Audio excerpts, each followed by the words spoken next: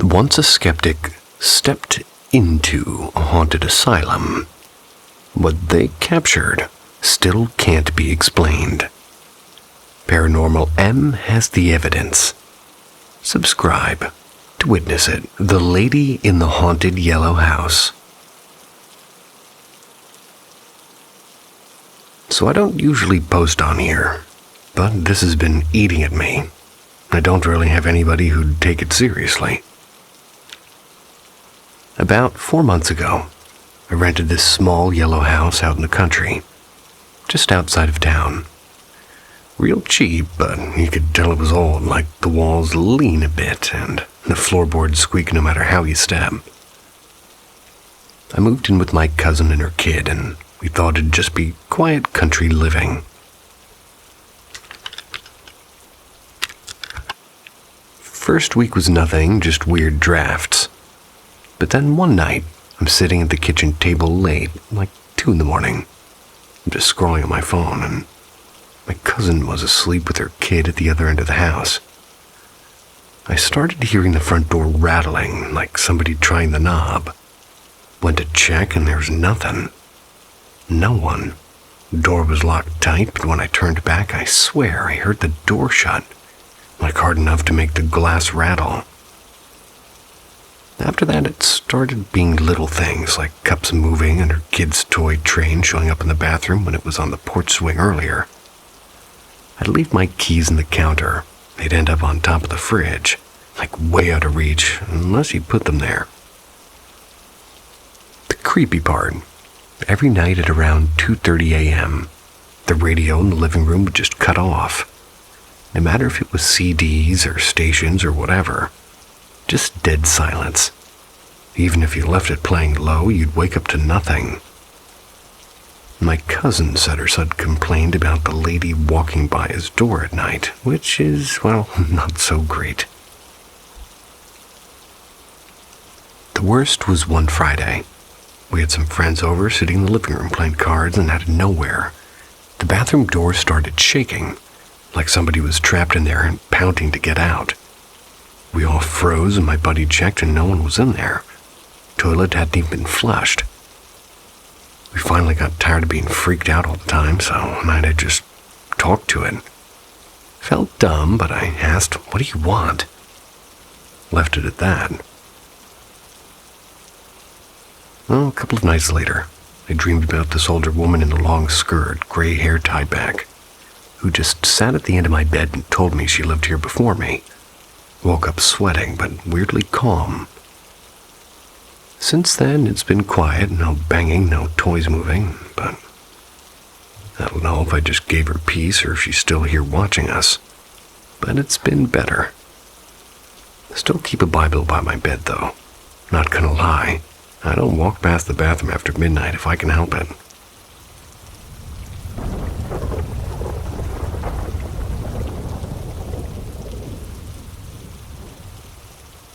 The Lady by the Stove. So this happened a few winters back in my uncle's old hunting cabin out in the woods in Maine. The place is tiny. 1 room, basically. Just enough space for a wood stove, a bunk, and some shelves with canned beans and Spam. Probably expired during the Clinton years. I've been using it on weekends for hunting season. Nothing weird ever happened before, just creaky floorboards and mice chewing at the insulation. Anyway, one night I couldn't sleep. Must have been close to 3 a.m. and a kind of still, frozen quiet where you can hear your own heartbeat. Kept rolling over in the bunk, listening to the stove crackle down to embers. At some point, I had that prickly feeling, like someone was standing right over me. You know that skin-crawly sense, like your brain screams, "There's eyes on you," even when you know you're alone? Well, I opened my eyes, and I swear to God, I saw this tall, thin figure by the stove. She was wearing something dark with a strip of red across the chest. It looked almost like an old work shirt that had faded kind of funny in the wash. She was holding, I don't know, it looked like a lantern. Maybe just a jar catching the light. She wasn't sharp, not solid like a person, more like smoke shaped into a person. I blinked, and instead of disappearing, she sort of drifted apart like steam lifting off boiling water. I lay there frozen, then finally muttered something dumb like, "All right then," pulled the blanket over my face. Fell asleep eventually, though I don't remember how. Next morning, the image was still burned into my head, and like I could draw the shirt pattern if I wanted to. My cousin joked it was our great-grandma checking in. She died around the same time of year, and funny enough, she always used to keep a red checkered apron on, kinda close to what I saw. The weird kicker is that weekend at the general store, the scratch tickets kept landing me on the same prize, $5 every single time, which was her lucky number. I don't know, maybe I was just tired or my brain stitched it all together. Or maybe the old cabin's got more company than I thought.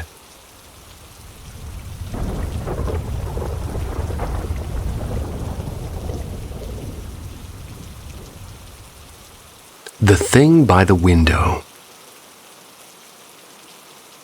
I don't usually tell people this kind of stuff. It makes me sound, well, like I've lost it. But I swear something weird has been happening to me for years now. Not every night, not even every month, but often enough that I dread it.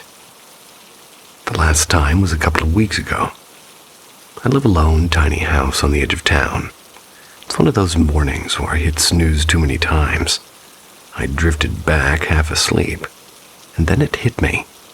Not like a dream, it felt real, like somebody had just stepped into my room. The first thing I noticed was the weight, not heavy like somebody sat on me, but like the air itself thickened and pressed down. My ears filled up with this buzzing, like the faint ring you get when the TV's on mute, except cranked up crazy loud. My chest tightened and I couldn't move a finger, not even one. I kept thinking, oh God, someone's here. You know that skin prickle feeling? That was across my back, hot and cold at the same time. Like when you hold your hand too close to dry ice. And the worst part is I couldn't open my eyes. My brain kept screaming at my eyelids, but nothing. There was just black. I felt like somebody was standing right by the window, behind my head. I couldn't see them, but I knew it. The same way you know when somebody's watching you. My breathing turned all loud and ragged, and part of me hoped maybe my neighbor's dog would bark or something, just to snap me out of it. When it finally broke, just like that, I could move again. Shot up in bed, gasping like I'd run a mile. And of course, nothing. Curtains barely moved, no footprints, no shadows. Just the hum of my old fridge in the kitchen. This had been happening since I was a kid, and back then I actually saw things. Once a tall, smoky figure by my closet. And once what looked like a big hand reaching down for me. These days I don't see shapes anymore, just feel them. Which is almost worse, honestly. And yeah, I laugh it off sometimes, like ha ha ha, just my brain glitching. But when you're pinned down, heart pounding, certain things in the room with you doesn't feel like a glitch at all. Anyone else ever get that buzzing, like your whole body is like an antenna? 'Cause I hate it.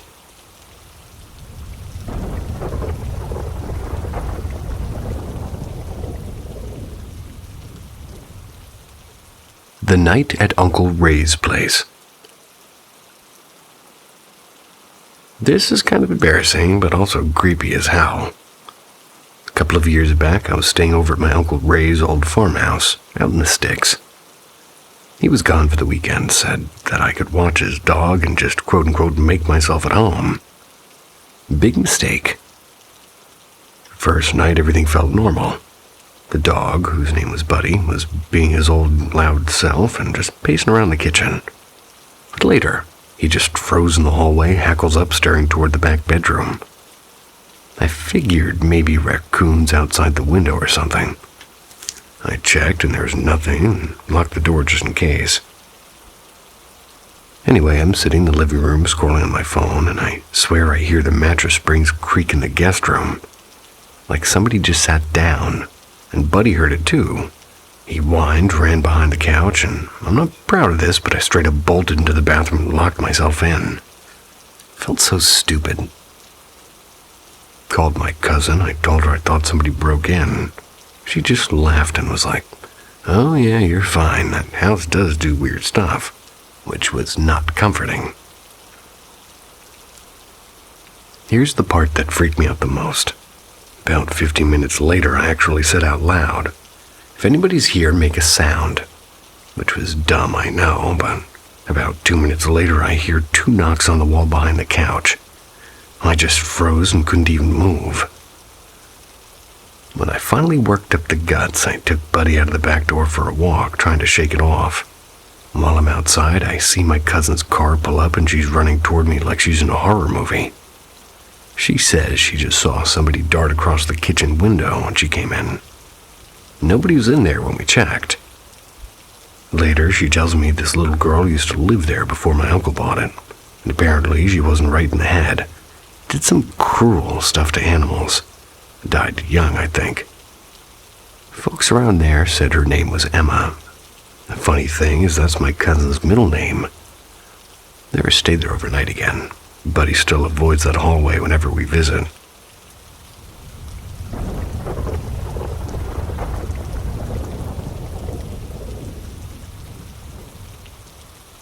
The boots by the door.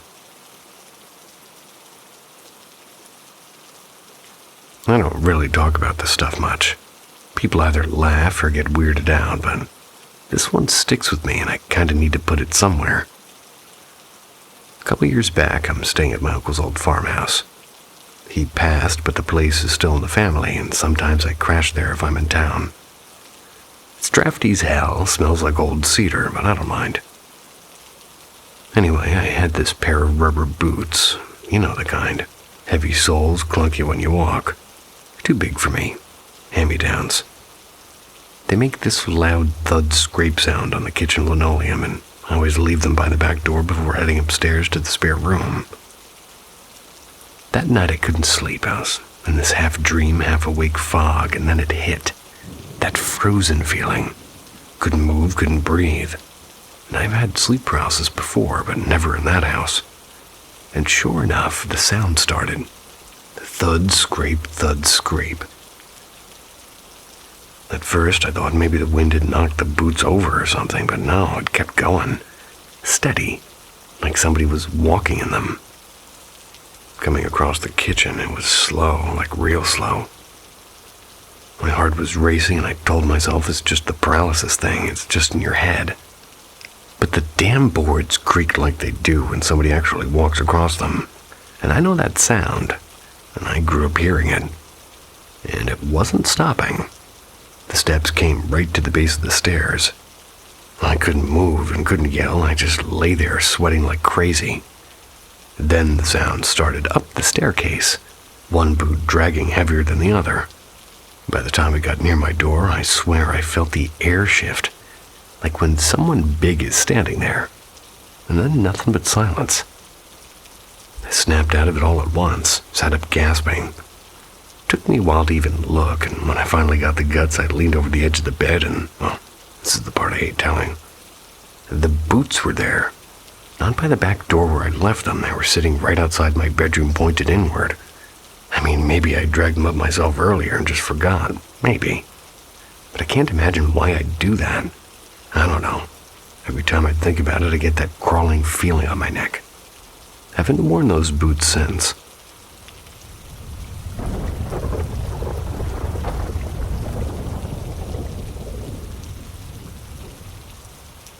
The thing in the grain silo. So this is kind of weird to type out, but here goes. I grew up in Kansas, real flat farmland all around.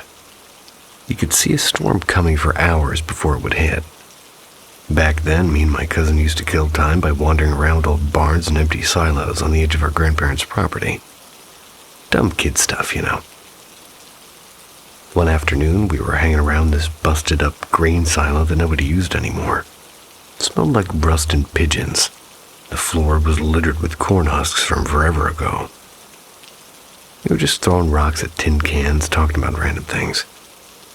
And at some point, my cousin went quiet, like dead quiet, and just stared upward.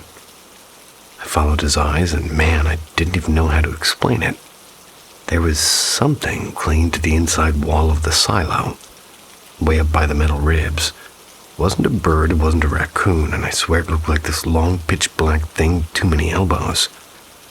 3 of them, maybe 4. I couldn't keep count, it was moving real slow, but not in a natural way, like each joint bent wrong. The head, or what I think was the head, was shaped like a lopsided diamond. Just kind of tilted at us, like it was trying to see. No eyes that I could make out, just shadow. We freaked and we didn't even run at first. We stumbled into each other, dropped the cans, tripped over the husks. Then we finally bolted all the way back to the house. My uncle thought we were high or making it up, but my cousin and I, we both described it the same. Word for word, pretty much. The next day we went back with flashlights, because we were dumb and curious. But of course, nothing was there, just pigeons flapping out and dust in the beams of light. Still, whenever I drive past that old silo, even now as an adult, can't help but glance up at the walls inside, just in case.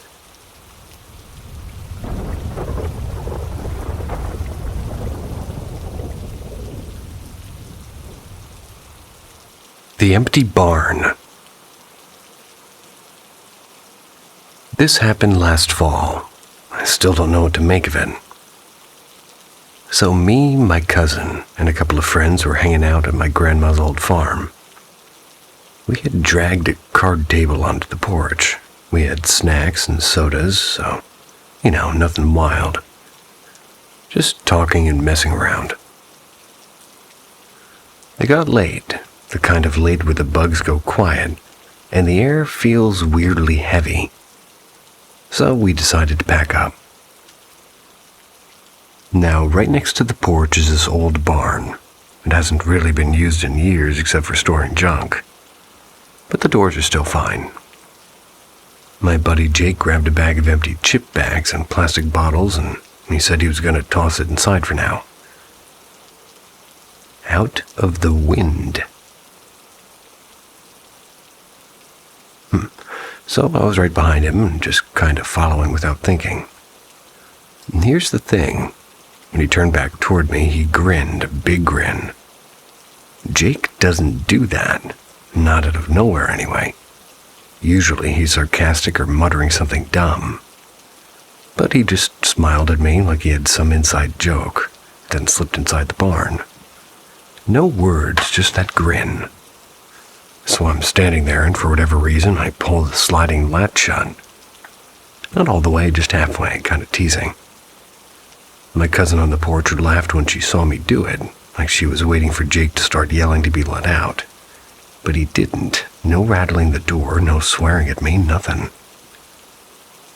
We waited maybe 3 minutes giggling before I thought, okay, enough. I slid the latch back and opened the barn door.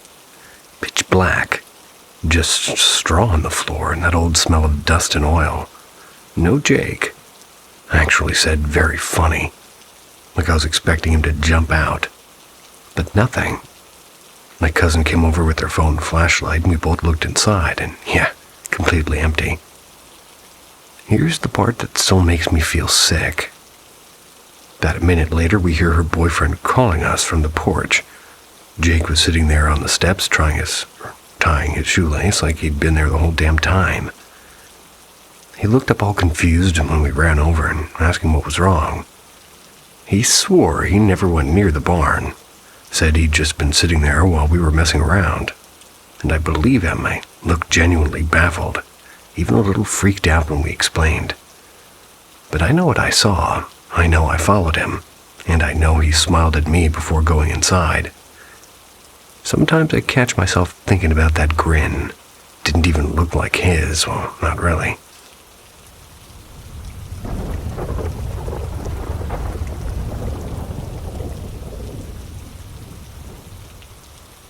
The TV that didn't listen. Okay, so I don't usually post stuff like this, but this has been bugging me. I live in this little farmhouse outside of town. It's not fancy. It's got white paint peeling and a screen door, and it squeaks like hell. The place was fixed up sometime in the 90s, but is old underneath. Anyway, I moved in about a week ago. It was just me, my old hound, and a whole lot of creaky floorboards. The first weird thing happened with the dog. He's not the nervous type, but that first night he wouldn't come down the hall near the bathroom. He just froze with his tail tucked looking at the door like he expected something to step out. I figured maybe he smelled a raccoon or something. But the bathroom window was shut. Later I swore I heard it yelp in there, sharp and high like a puppy, even though my dog was sitting next to me the whole time. I told myself it was the pipes, but pipes don't sound like that. Then there's the TV. A couple of days ago, I'd been watching some dumb cooking show before bed. I turned it off, put the remote on the coffee table, went to brush my teeth. Come back out, and the TV is on. Not just on, it's streaming some old crime show I've never watched in my life. Volume low, like somebody didn't want to wake me. I checked my phone, checked the Roku app, checked everything. No one else has the login, and the weirdest part is the remote was still on the table right where I'd left it. I laughed it off, and I just said out loud, "All right, very funny, but don't buy anything on my account." Felt stupid talking to thin air, but it's easier than the alternative, right? The dog didn't care. He just curled up on the rug and went to sleep. And that almost makes me feel better, like if it was something bad he'd know, because animals always know. Still, I've unplugged the TV every night since, just in case. My dog has no idea. Except feed me.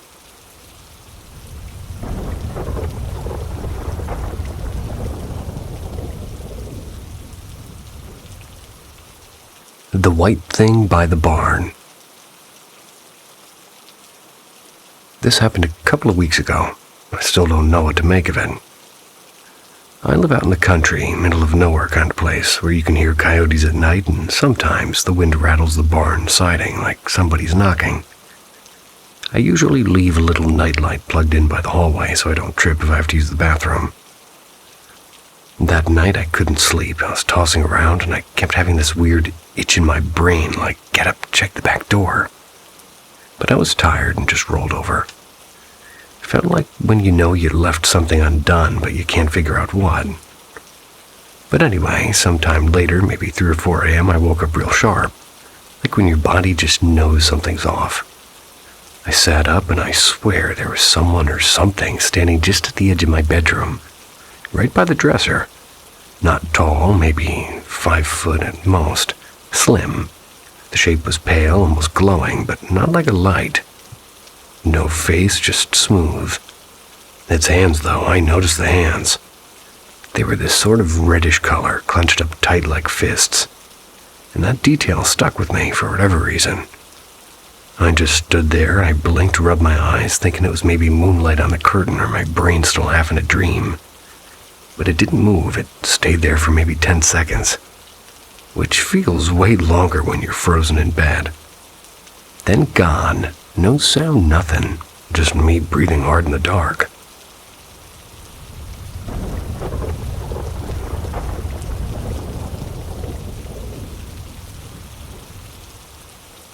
The wallet in the barn.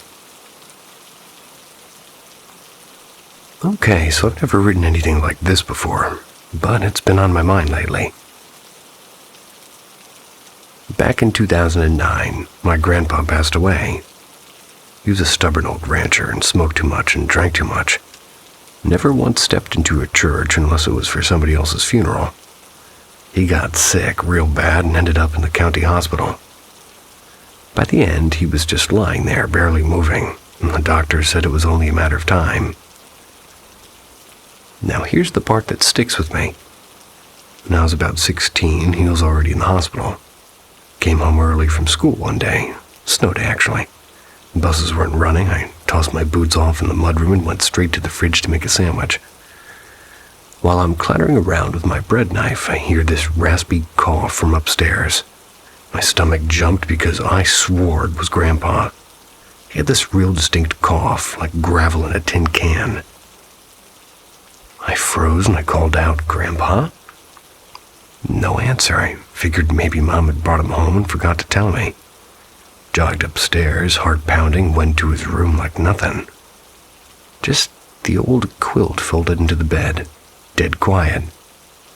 And that silence felt heavier than the cough itself, if that makes sense. I bolted back downstairs and sat in the back step of the cold until my sister got home.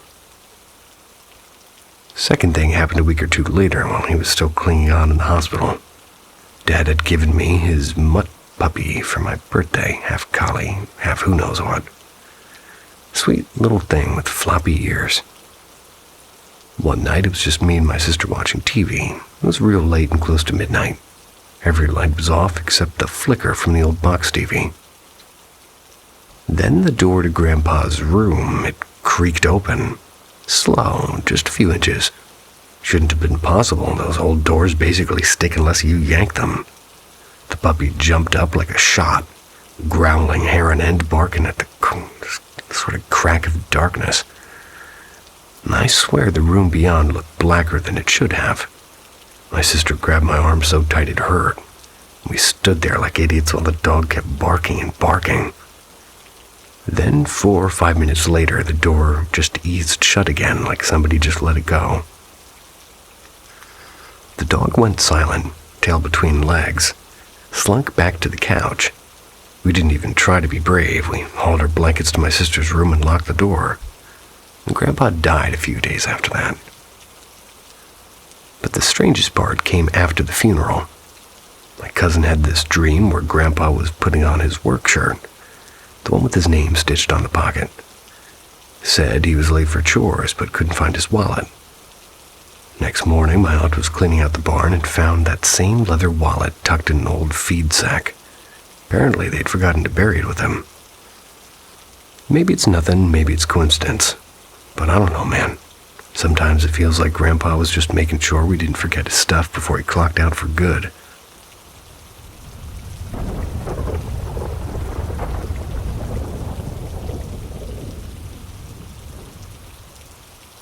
The summer I wouldn't sleep. So, I don't usually share this stuff, but lately I've been reading stories on here, and it's made me remember some weird things from when I was little. I grew up in a small town in Kentucky. Nothing fancy, just an old house my grandpa built after the war. Summers were hot as hell, and nights were just heavy. You could hear every cricket and every passing car about 2 streets down. My aunt likes to remind me that when I was about 5, I'd get these awful fits at night. She swears I'd wake up screaming. It'd be so loud you could hear it from the porch, and the thing is I don't remember much of it myself. Just little flashes, like somebody standing in my room near the dresser, or me hiding under my blanket and not being able to breathe right. She tells me one night she came running in after I screamed. I was sitting up in bed pointing at the corner sobbing that, quote-unquote, he's gonna get me. No idea who he was. She sat next to me trying to calm me down, and she swears, and she still says this even now, that the whole bed jolted like somebody had lifted it and dropped it. Not like an earthquake, not like the springs creaking, but like the whole damn thing hopped an inch and slammed back down. What makes it worse is that she was holding me at the time, and she said she almost fell off. I remember her shaking, not me. After that, I started being afraid of even napping in the daylight. Went on for weeks, maybe months. My mom finally dragged me to this old neighbor lady down the road, and everybody called her Miss Ruth, the church healer. She's one of those people who always smelled like sage and coffee grounds. She muttered prayers and waved some kind of branch over me. I don't even know what all. I don't even know what all. And you know what? The night terror stopped after that, like just gone. No more screaming, no more weird bed hopping stuff. And I'm older now, and sometimes I wonder if it was just sleep paralysis or maybe my aunt exaggerating. But she gets this look like when she brings it up like she's right back in that room, so I don't know. Every now and then when I can't sleep, I catch myself staring at the same kind of dark corners and thinking, what if he's still around?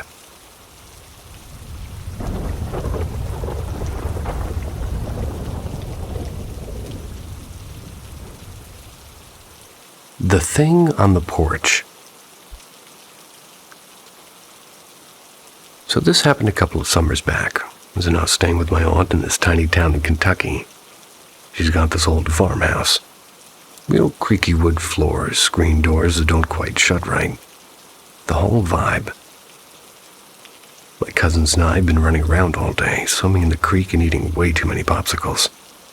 And by the time night hit, everyone else was knocked out, but of course I couldn't sleep. It was about 2:30 or so, and I remember that because I'd checked the little alarm clock on the nightstand. The one that takes obnoxiously loud, and, well, I was lying there scrolling on my phone, and out of nowhere, I started hearing this slow tapping. At first, I thought it was branches hitting the side of the house because it was windy earlier. But then it changed. It wasn't random anymore. It was steady, like knock, knock, knock, coming from the front porch. Now, the weird part is that porch is up on stilts, so you can't just walk up without using the front steps. And those steps creak like hell, like nobody sneaks up them. Not even my cousin when he's trying to come home late without getting yelled at. And the tapping, it didn't sound like wood creaking or shifting. It was knuckles, like a fist on a door. I sat there frozen, staring at the dark window across from me, waiting for the dogs to bark. Which they didn't, which made it worse somehow. Usually those mutts bark at everything, like raccoons and delivery guys and literally the wind, but this time it was dead silent. After a minute it stopped and I actually started convincing myself maybe I was half asleep and I imagined it. I lay back down, heart still thumping, and well, that's when it started again, only harder. 3 bangs like somebody was demanding to be let in. I swear, I could feel the air in the room change. I don't know how to explain that part, but it was like the pressure dropped or something. My little cousin, who was asleep on the floor, suddenly sat up and looked at me wide-eyed like he'd heard it too. We didn't even talk, we just stared at each other. And then, just as sudden as it had started, it quit, like there was nothing, no sound at all, not even crickets for a few minutes. We didn't sleep for the rest of the night, just lay there waiting. Next morning, I checked the porch first thing. No footprints, nothing moved. Aunt said maybe it was the raccoon or maybe an opossum. But I know what an animal sounds like, and this wasn't it. It sounded human and desperate even. Still don't know what to make of it. Sometimes I tell myself it was just somebody passing by. Maybe somebody drunk and confused, and then I'd think about those quiet dogs, and I'd have to get up on the porch without making a sound first. And yeah, I don't like thinking about it too much.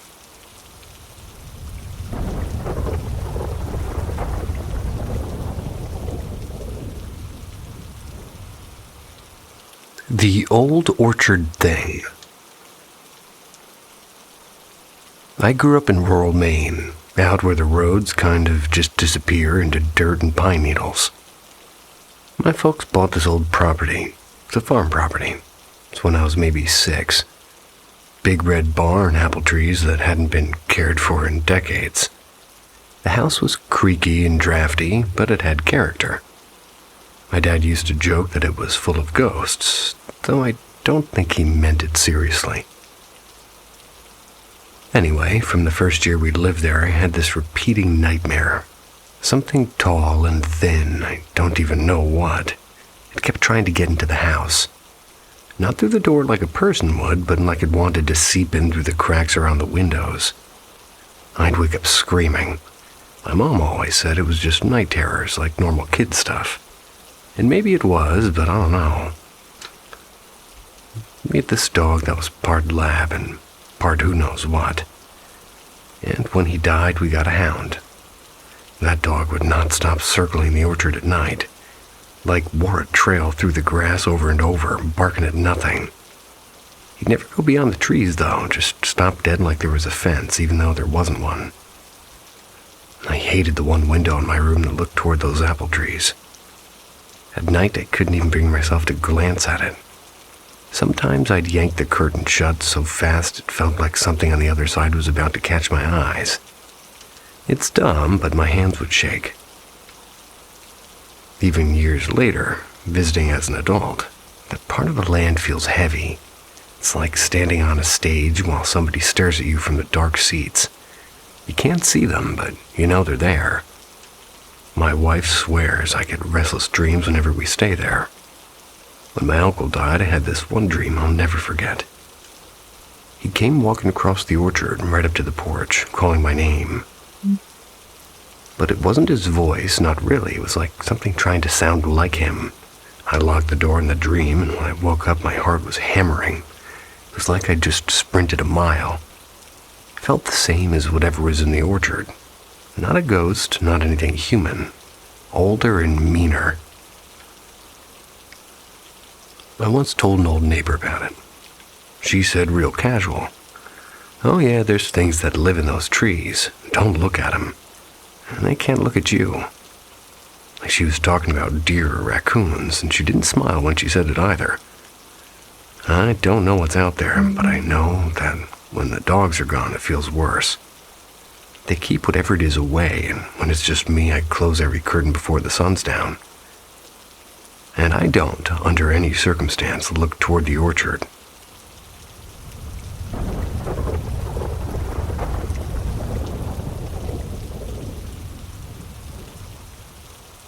The window in the barn house. This still makes me uneasy to type out, but here goes. I was 19, I was staying with my grandparents in their old farmhouse for the summer.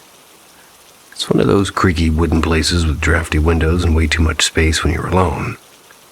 My grandparents were out visiting my aunt, so it's just me and the dog. One night I woke up, except I don't really think I woke up. I could see myself standing up like I was behind me, if that makes sense. I hate that I remember it so clear, like I walked through the hall without touching a single light switch, and normally I can't even get a glass of water at night without flipping on every damn lamp. But somehow I could see, not like normal, like everything had this weird grayish glow, like the moon was inside the house. I ended up in the old barn room at the back of the house, the one with the big window that looked out over the cornfield.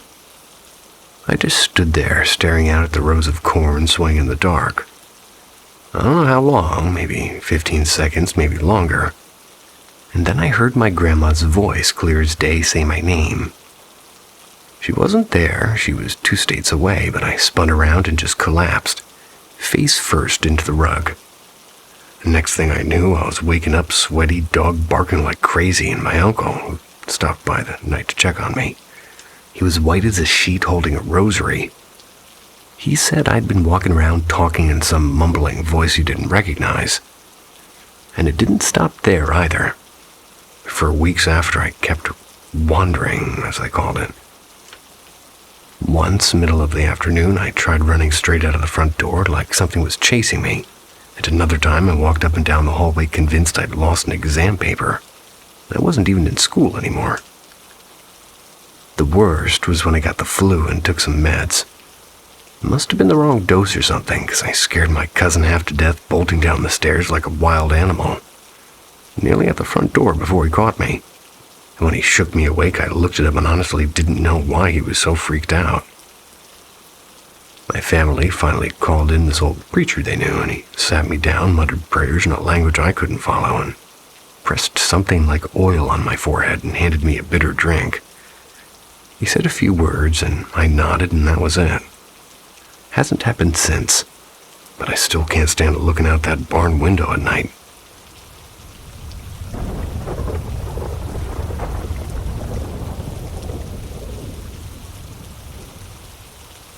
The crying on County Road 12. So this is kind of embarrassing, but whatever. Maybe y'all will believe me more than my buddies did. I live out in rural Arkansas. Nothing glamorous, just cows, broken fences, and dirt roads. Most nights it's dead quiet except for coyotes yipping or the neighbor's dog losing their minds over nothing. But anyway, this was about 2 years back. I was driving home from a late shift at the feed store. It was just after 2:45, close to 3 in the morning. That's not unusual for me. I've done that drive 100 times. Windows down, cigarette going, some scratchy radio station playing old country. And then I heard it. At first, I thought it was the radio messing up, like static that sounded weirdly like a woman crying. But then I realized it wasn't the radio. It was outside, somewhere along the trees by the ditch line. I slowed down because I'm an idiot like that, and you ever get that itch where you know you shouldn't check something out, but you just do. Well, that was me. I pulled the truck halfway into the shoulder, left the headlights on, and stepped out. The crying kept going. It wasn't screaming or wailing, more like this low, broken sob. I remember thinking, who the hell is out here at 3 a.m. barefoot in the weeds? I called out once, and I just said, "Hello?" And the crying seemed to shift further down the road, like 50 feet away, so I followed, which, again, I know is dumb. It led me past Miller's cow pasture, past the barbed wire where the cedar trees get thick. I swear every time I walked forward, the sound moved just ahead of me. Never closer, never farther, just leading. And then it stopped, and when I say stopped, I don't just mean the crying. The crickets, the frogs, or the cicadas, they all cut out at once, like somebody muted the whole county. And that's when I heard her whisper, "Mis niñas, mi esposo." Now, I don't speak much Spanish, took 2 years in high school and barely passed, but I know enough to know she was saying my daughter's my husband. And man, the hair on my arm stood up and I froze. My lighter was still in my hand and I dropped it. The sound of it hitting gravel was so loud it scared me worse than the voice and I bolted. Ran back to the truck, slammed the door, and floored it out of there like a coward. Didn't tell anyone at first, but a week later I mentioned it to a friend of mine from Mexico. I said it all casual, like, "Hey, ever heard of a crying woman on the road?" He didn't even let me finish. He just said, "That's La Llorona. She's not crying for herself, she's warning you." I laughed and I tried to shake it off. But 3 nights later, my truck spun out on the wet road in almost the exact same spot, and a semi hadn't swerved at the last second. Well, if it didn't, I'd have been a pancake. After that, no more crying, or nothing really, just back to the regular coyote howls. I don't know if it was a ghost or some trick of the light, but I'll tell you this. I don't pull over on County Road 12 after dark anymore.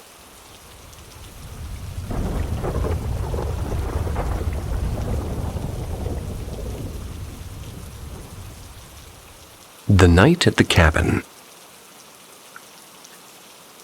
So this happened a few years back when I was staying at my uncle's hunting cabin in the woods. It's not some fancy place, just wood paneling, a squeaky old bed, and a stove that only half works. He let me crash there for a week while he was out of town. No cell service, which I thought would be kind of peaceful, but honestly, just made the nights feel extra long. The first couple of nights were fine, though I did get this weird sense like somebody was walking outside the porch. I brushed it off as deer or raccoons, but the third night, I swear, the air inside the room felt heavy, like I couldn't catch my breath right. I'd be lying there almost asleep and then bam, like my whole body was pinned down. I couldn't move, I couldn't shout. Never had sleep paralysis before, but I did know about it. And the way people describe it, yeah, that was it. And here's the part that really freaked me out. In the corner near the wood stove, the shadows looked darker than they should have been. Like they weren't moving with the firelight. They were moving on their own, and I kept hearing little whispers too. Not words I could fully catch, more like when somebody's talking behind a wall. But then, and this is the part that still makes my stomach flip, they got clearer. They weren't full sentences, just these little digs, like reminding me of dumb mistakes I'd made. Stuff nobody should know. My own thoughts, but not in my voice, if that makes sense. At some point, I managed to wiggle my fingers and toes, and when I broke free, it felt like I snapped out of water and sat straight up gasping. The shadows sort of dissolved, but I couldn't shake the idea that they'd noticed I'd fought back. Like I wasn't just rolling over. And right then, I heard what sounded like laughter, low, almost playful. Could have been the wind. Could have been. I left the lantern on the rest for the night, and even then the flame flickered, like somebody was blowing on it. Well, I didn't sleep at all. The next morning when I stepped outside, I found boot prints in the dirt by the porch. Only problem is, I hadn't been out there since daylight the day before, and nobody else had keys. I still don't know what to make of it. Every time I think about going back to that cabin, I feel this knot in my gut. Funny thing, though, is part of me still wants to, like whatever was there is waiting.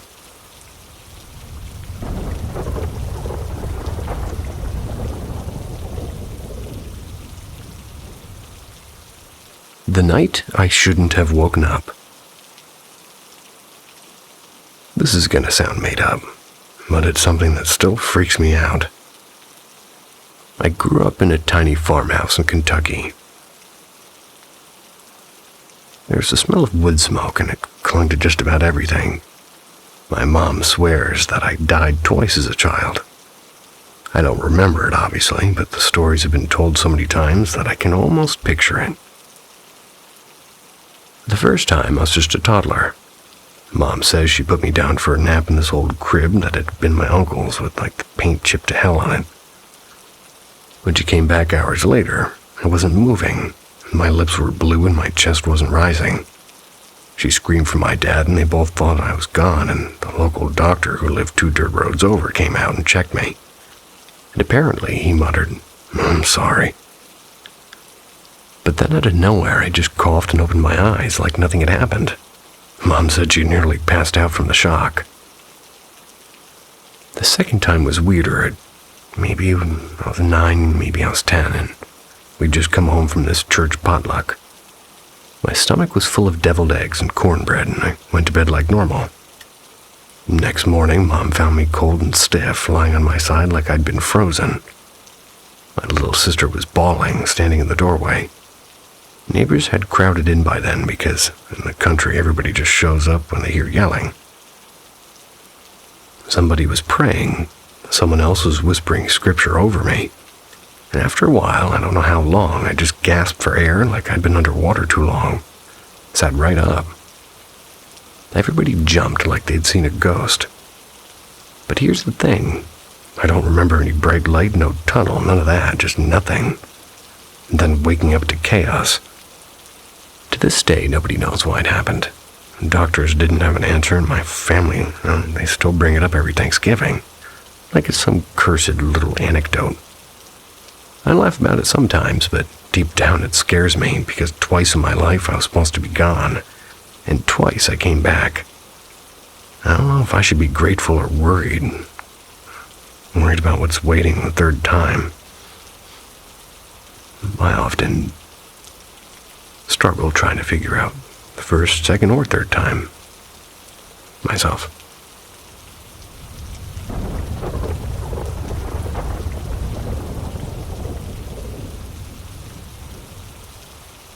Strange nights by the river. This has been sitting in my head for a while. I figured I'd just throw it out here. Maybe somebody's got an idea. I live in Arkansas, right along the river, and it's quiet, not much to do, and mostly folks just fish and drink cheap beer, complain about the heat. I don't have a car right now, which is a long story involving my cousin borrowing it and not returning it in one piece, so I've been walking everywhere. And there's this one path that cuts through some low woods near the levee. Takes me to the Dollar General and the bus stop. Anyway, ever since I started using that shortcut, I keep hearing this, whine, like a high-pitched ringing.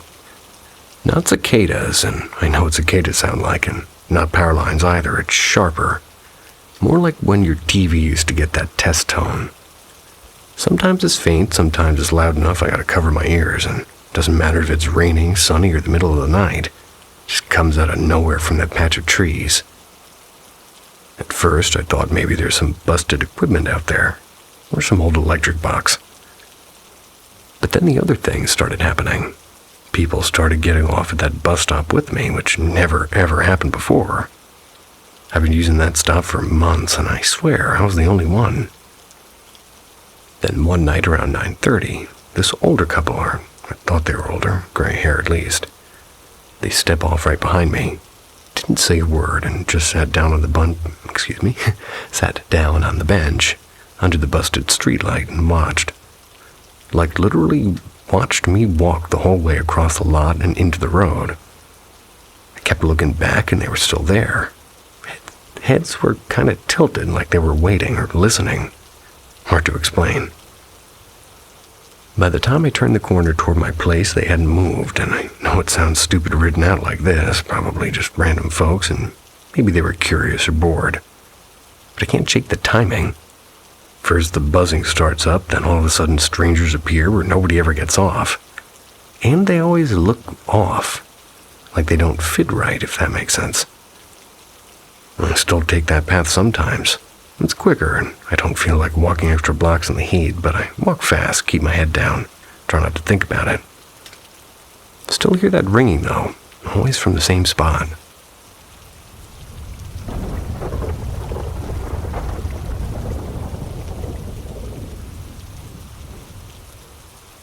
The man in the hallway.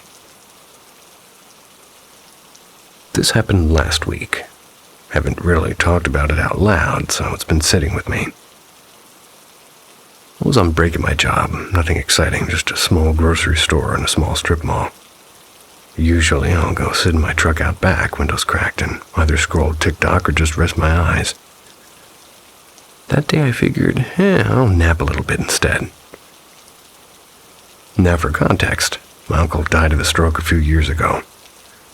He was kind of a character and always wore these Hawaiian shirts no matter the season, and he had this booming laugh that you could hear halfway down the block. Anyways, he's been gone for a while, and honestly, I don't think about him every day or anything. So I doze off, and in the dream, I'm visiting my cousin at this hospital. It wasn't a regular, dingy county one, but something that looked like it belonged in some rich suburb with glass walls and weirdly quiet carpeted halls.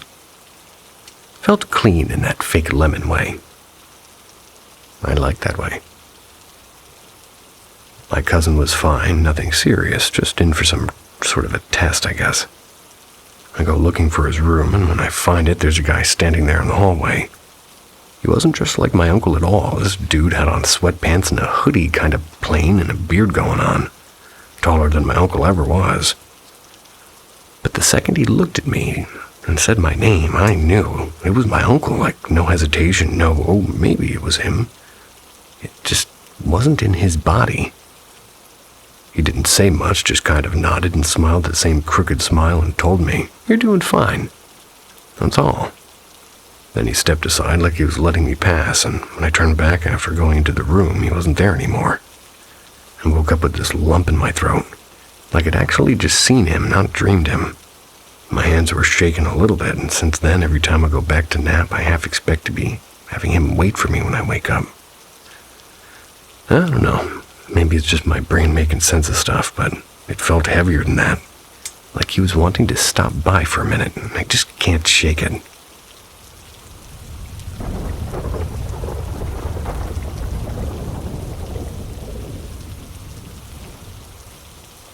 The shouting in the cornfield. I don't usually talk about this stuff because folks already think I'm a little bit off, but whatever. Here goes. I was 19 and now I'm 28. It was late summer, that sticky kind of heat where the air just clings to you. Me and my cousin had walked down to the next town over for a little bonfire thing. His buddy was throwing it. We didn't stay late because we didn't have a ride back, and my uncle would have skinned us if we tried hitching. So we decided to cut through the cornfield behind the old train tracks instead of taking the main road. Saved us a good half hour. The field wasn't really maintained, just one of those lots where some farmer planted once and just gave up. Stalks were tall and brittle, like knives when you scrape your arms, and There were beer cans all over from kids sneaking out there. It was quiet except for crickets and that buzzing sound power lines make.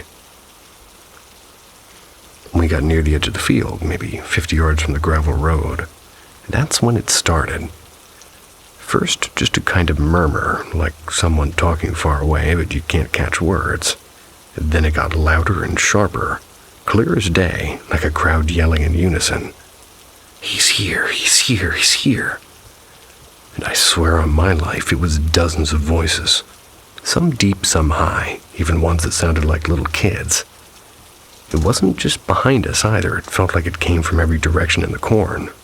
My cousin froze up and looked at me. He heard that too. Then bolted. I followed him without thinking. And we didn't stop running till we hit the main road by the grain elevator. And just like that, silence. No more voices, not even crickets. Just dead air. After a minute or two, the normal night sounds came back, like nothing had even happened. We tried telling our friends later, and they just laughed, said we probably spooked ourselves. Maybe coyotes or drunks messing with us. But I know the difference. There was no animal, and there was nobody out there. We just seen flashlights, or at least movement. Even now, whenever I pass that spot, I get this weird prickle in my skin. Like if I stop too long, they'll start shouting again. I don't know who he was, but I know damn well they weren't talking about my cousin. They were talking about me.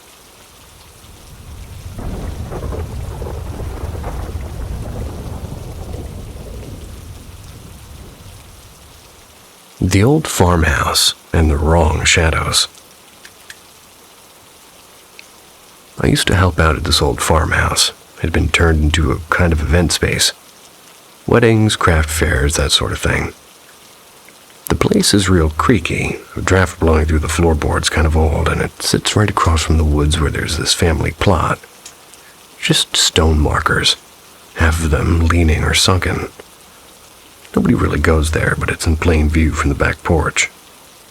People in town would say stuff about the house being active, but I figured they just meant mice or plumbing making noises. You know, old house things. Anyway, I had this thing happen more than once where I'd be just trailing after somebody like my buddy Rick, who usually handled the sound system, and I'd see him walk through a doorway into a side parlor. I'd follow, like right after, and, well, not even 5 seconds behind, room's empty. I'd ask him later, like, "Hey, why'd you duck into the parlor?" He'd look at me like I was nuts, swear up and down he'd been in the kitchen the whole time. One time it wasn't even a room, I swear, in my mom's garden. I just saw somebody I thought was a new kid. I swear, in your mom's garden.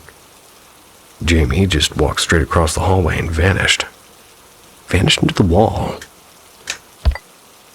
Like where there should have been a door, maybe 50 years ago, but not anymore. I just stood there with my arms flailing. Excuse me, not my arms flailing. With my arms full of folding chairs. Wildly different. Feeling like I'd missed something obvious. The creepiest part was small stuff, though. Like me and another guy cleaning up after a wedding, and the old brass light switch on the wall just clicked down all on its own, and we both saw it. And one time, scrubbing at the bathrooms, the faucet next to me just cranked itself on. These aren't sensor taps. It's all 1970s hardware and stiff handles and everything. I'm not saying ghosts, but also, what else makes a person-shaped shadow walk into a room and not be there when you open the door? It's almost worse that they don't look ghostly. They just look normal and busy, like they're about to say something. Sometimes I think about that, how ordinary they looked. Like maybe I'm just on the wrong side of the wall, you know. I am.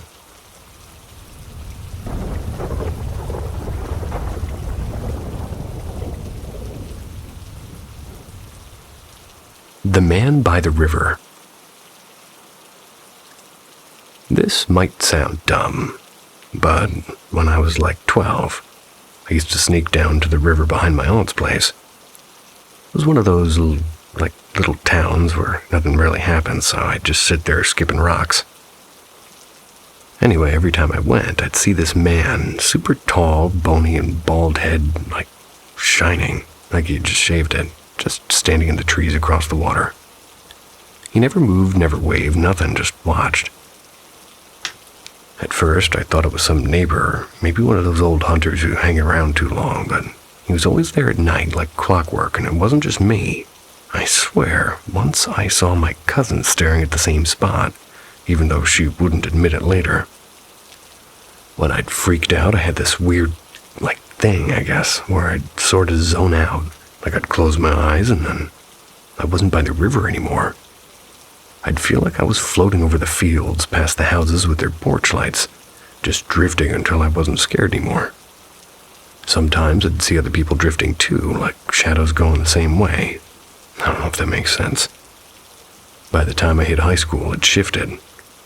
I didn't see the riverman anymore. Instead, I started bumping into dead relatives in my dreams. My uncle who passed away in a car wreck and my grandma who smelled like lilacs. They'd be in the kitchen or out in the yard like it was totally normal. And the weirdest part is one summer this old neighbor lady, super churchy, always wearing house dresses, called me inside while I was riding my bike and she poured me a glass of warm milk and made a drink while she prayed over me. I didn't think much of it then, just figured she was being weird like always, but after that, no more floating and no more riverman, no more nothing. I still wonder sometimes, if she hadn't made me drink that milk, would I still be slipping out of myself at night? Would I still see him waiting by the trees? Has anybody else had something like this just stop all of a sudden, like somebody flipped a switch?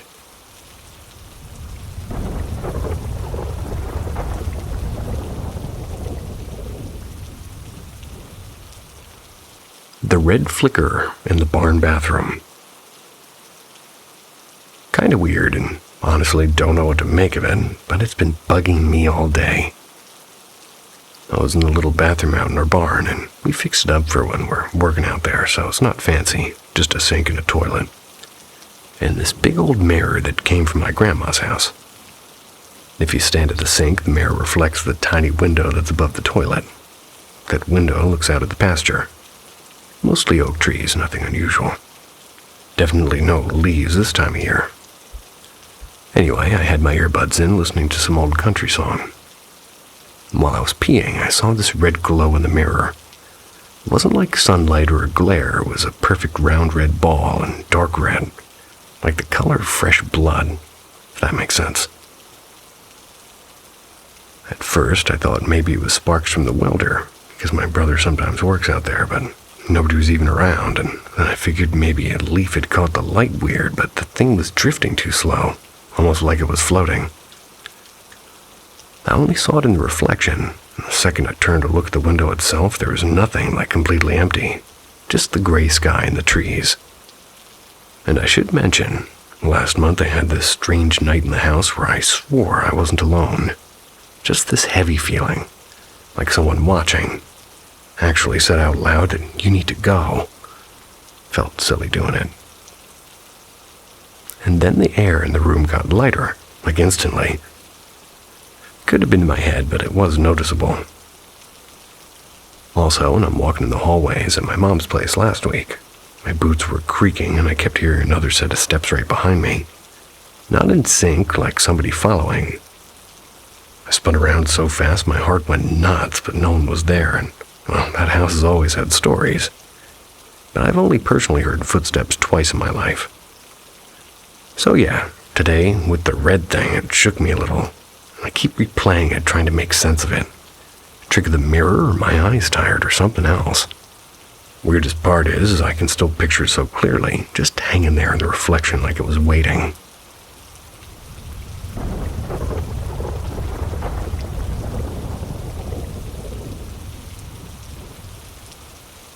The thing in the trailer.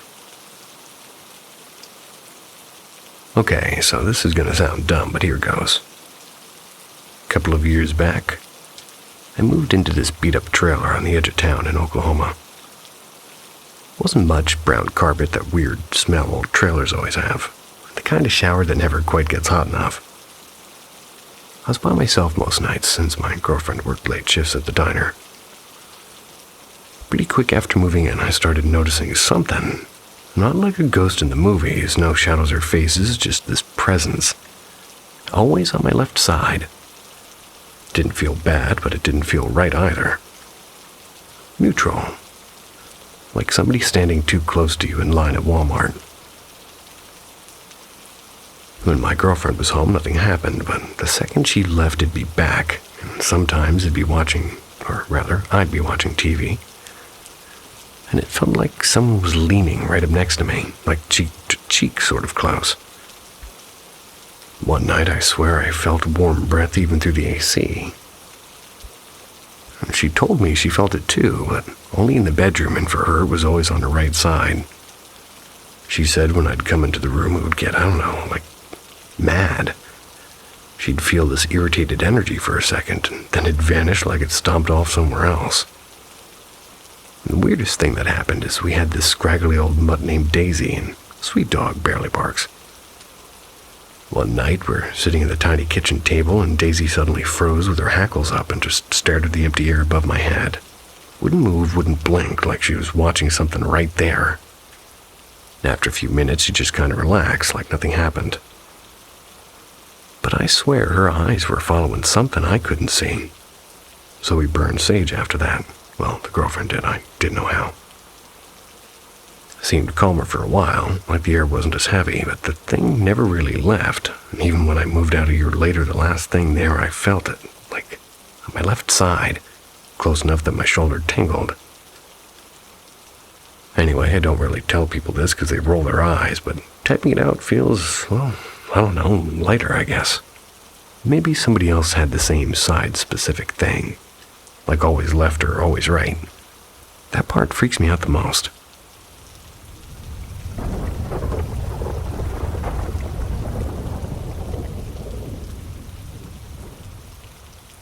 The barn house thing. Not to sound nuts, but here goes anyway. My grandma, she left me her old farmhouse in southern Ohio, middle of nowhere. Place has always felt heavy, like walking into a room right after people had a fight, except nobody's there. I don't really spook easy, but after moving in, I started getting these dreams. Not random ones either, like someone was trying to shove a message into my head. Always dark and always the same vibe, like twisted and watching. One weekend, my buddy went back home, and I sat out there alone. Woke up around 3 or 4 in the morning, pitch black with crickets outside. And I swear I didn't see it, but I knew something was standing by the bed, not a person, not even close. I got this mental image of something all bent up like a man's sheep, but wrong and just black as tar. I felt like it wanted me to look right at it. During the day, it's not much better. I'll be shaving or cooking eggs and feel eyes on me. Once it nudged my coffee mug right in front of me, like plunk. My dog, who's usually chill, growled at a corner. Solid 5 minutes. And it's weird, but the smoke alarm thing goes off for no damn reason. No fire, no dust, no nothing. It's gone off so many times I've had the volunteer fire guy show up laughing at me. Still, it goes off at 2 a.m. even after I checked it twice. Turns out the barn, I guess it burned down in the 70s, the one out back. A neighbor said 2 drifters died sleeping in there. Folks don't talk about it much. I don't know if it's them or something else, or my brain just winding me up, but every time I try to brush it off, it cranks up, like it wants me scared. I'm not saying I believe 100%, but I'll be honest, I don't sleep easy out there anymore. Oh, I hope somebody's sleeping easy. Right now, as you're hearing this. Because it's not me. See ya, sweet dreams.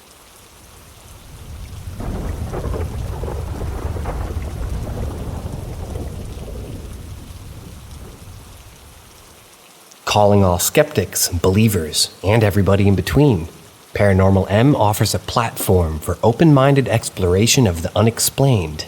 Subscribe and tap the notification bell to join the conversation and witness real supernatural stories. Glitch in a photo. I hope this is the right place.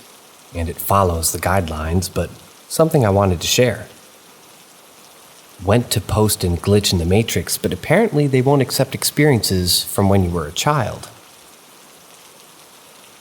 So when I was much younger, around 10 or so, not sure of the actual age, but I was staying in a beach house for a holiday weekend with my family. My sister, my mom, my nanny, and my granddad, uncle, and cousins. I remember playing outside with my sister and just messing around when we had a childish argument, and she ran back. I walked off sulking, and after a while decided to go back to the beach house.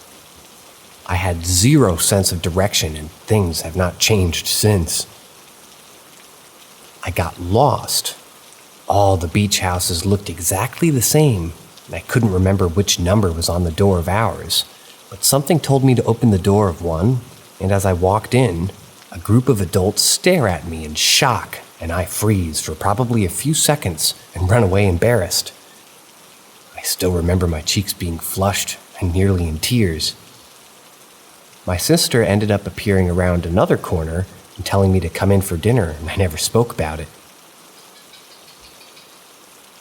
Anyways, maybe a couple of weeks later, I'm at my nanny and granddad's old house and sitting in my nanny's bedroom looking through photos of our beach trip. All of our normal playing on the beach and sunset pictures and family photos and all the like. Then we both see it. There's a photo of me in the scene that I described earlier. You can see the confused and embarrassed look on my face. You can see the adults staring at me, half smiling and half shocked. It was me in the wrong beach house. But who took the photo? I told my nanny what had happened, and she didn't say much, but she put the photo on the bed, tidied up the rest, and then made me lunch, and it was never mentioned again.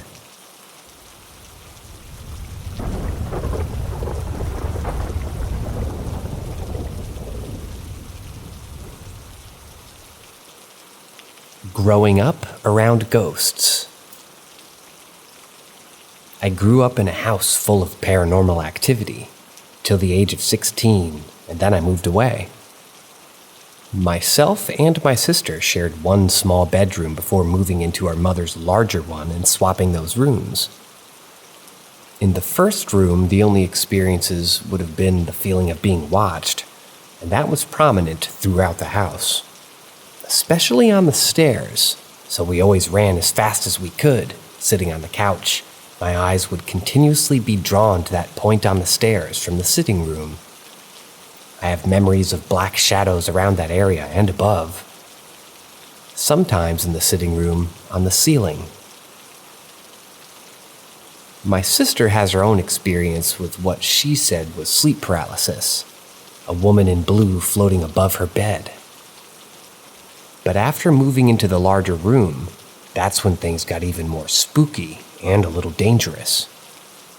I had friends who came round to point blank refuse again, as they had seen black shadows in the large standing mirror that we had. That feeling of being watched in that room was massive, and it wasn't a calm feeling either. It makes you go into fight or flight or freeze mode. Other times I would be alone and listening to my CDs or reading my magazines, and out of nowhere, I would need to run out of there, like a buildup of fear. I just knew it wasn't meant to be in there, or I wasn't meant to be in there, in my own room. The worst experience that I had was like 14 or 15 years old. I was home alone and reading a magazine at night underneath the covers, wide awake and the only light from my torch. Then it happened. My bed started vibrating. Gently at first, but it was enough to make me freeze.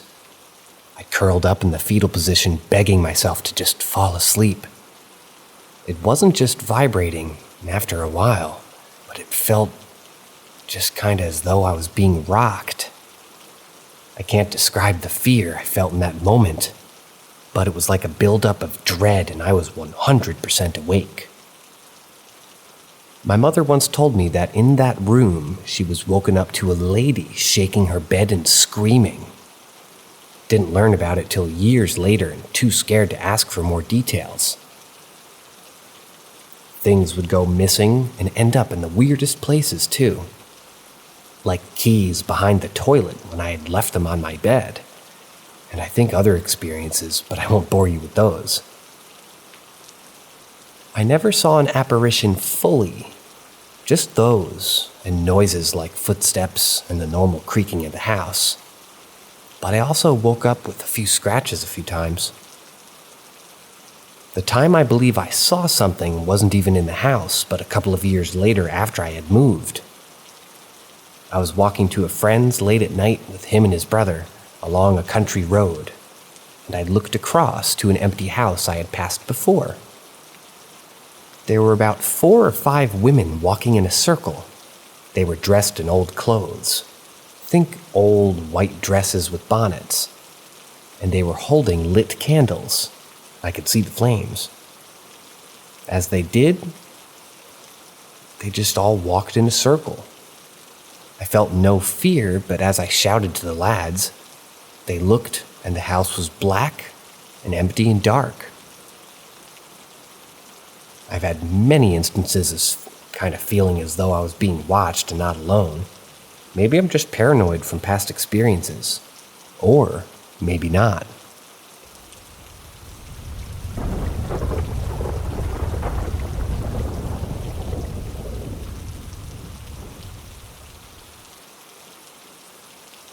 Saw a demon when I was little. I'm 32 now, and this is probably my first memory. I started kindergarten early, so I had to be 3 when this happened. I might have just turned 4. My mom didn't see it, but she'll vouch for me since she saw the pure terror in my face. And according to her, I wasn't the type of kid who imagined stuff or made things up. I grew up in a double-wide trailer, and one morning I was sitting on the couch watching cartoons while my mom was in their bathroom getting ready. When I looked to the right, something was in the kitchen staring at me, smiling. Its head was almost touching the ceiling, so it was well over 6 feet tall. It came into the living room, towering over me, smiling. It had big, sharp yellow teeth and fiery red eyes. It took a huge knife in my face, then continued to walk throughout the living room into the hallway. I promptly bolted out of the living room, through the kitchen, into my parents' room, and jumped into the bed. My mom came out of the bathroom a few minutes later and found me underneath the covers, hysterically crying. She was so convinced that she grabbed a steak knife out of the drawer in the kitchen and went toward the hallway and into my brother's room where the thing headed. I've Googled the description of this thing, and I feel like others have seen something similar. I won't go into all the details of my misfortune, but I feel like this thing has followed me my whole life in spirit. In one argument my mom and I had a few years ago, she called me a tortured soul.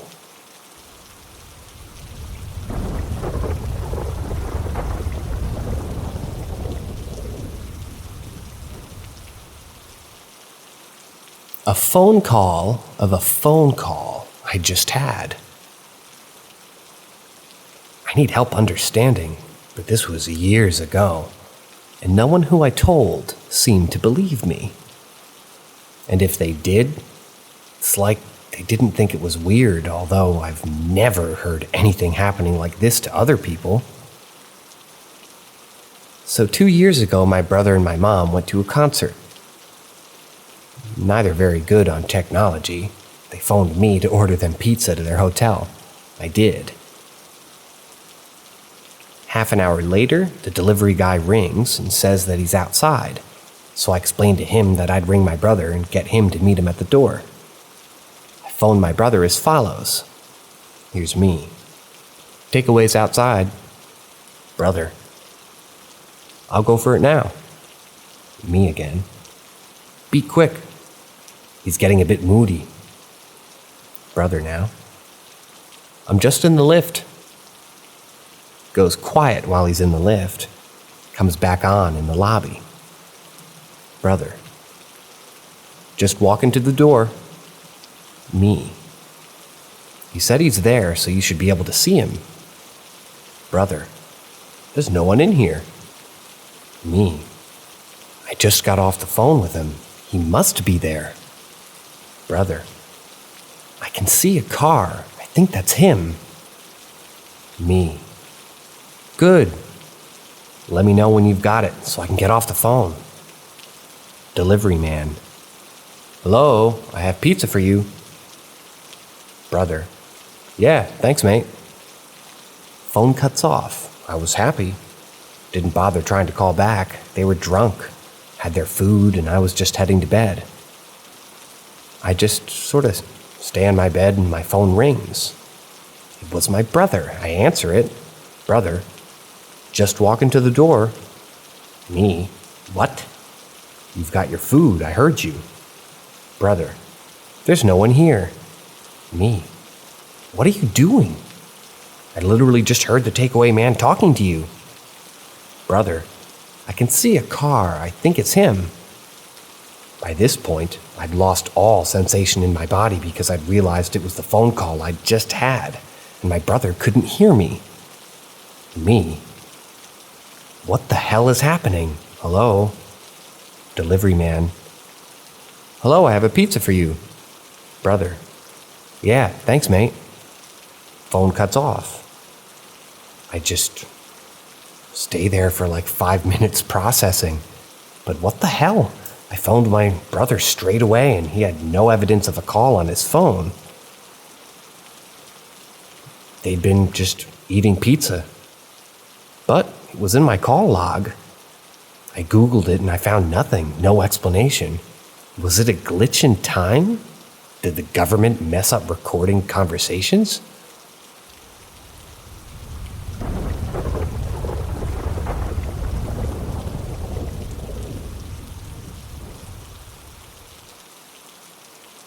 My grandma saved me. My grandmother was a rock for me my entire life. And when she passed, my life spiraled out of control. This story is a celebration of the great woman she was. She passed away on July 4th, 2002. On top of losing her, a lot of bad things happened involving my family and caused me to spiral into a deep depression. I was suicidal and not in my right mind. On October 10th of 2002, I was driving alone on the beach in San Diego, California, with my best friend in the back. And he had just gone through a bad breakup, and both of us were extremely depressed. When I looked back in my mirror, I saw him attempting to cut his wrists, and that triggered a complete breakdown in me. I slammed my car into park, and then all but ran from the car. At the section of beach that we were at, there were cliffs. I walked away from my car and up to the top of the cliffs, thinking if anybody I care about wants to leave me, I'm just going to end it. Couldn't handle the emotional pain anymore. I walked up to the cliff and stepped off just before my back foot would have left the cliff. I felt a hand on my chest pushing me back, and I heard my grandma's voice say, "It's not your time." I spent the rest of my night collapsed on the side of that cliff, bawling my eyes out. I could feel her there with me, watching over me as I broke down. The very next day, I met the woman who pulled me out of my dark place. We started dating a week later, and 21 years later, she's still with me, happily married with 2 amazing children. Rest in peace, Grandma. I love you, and I know you're looking down on us. I hope the life I live, that you saved, makes you proud.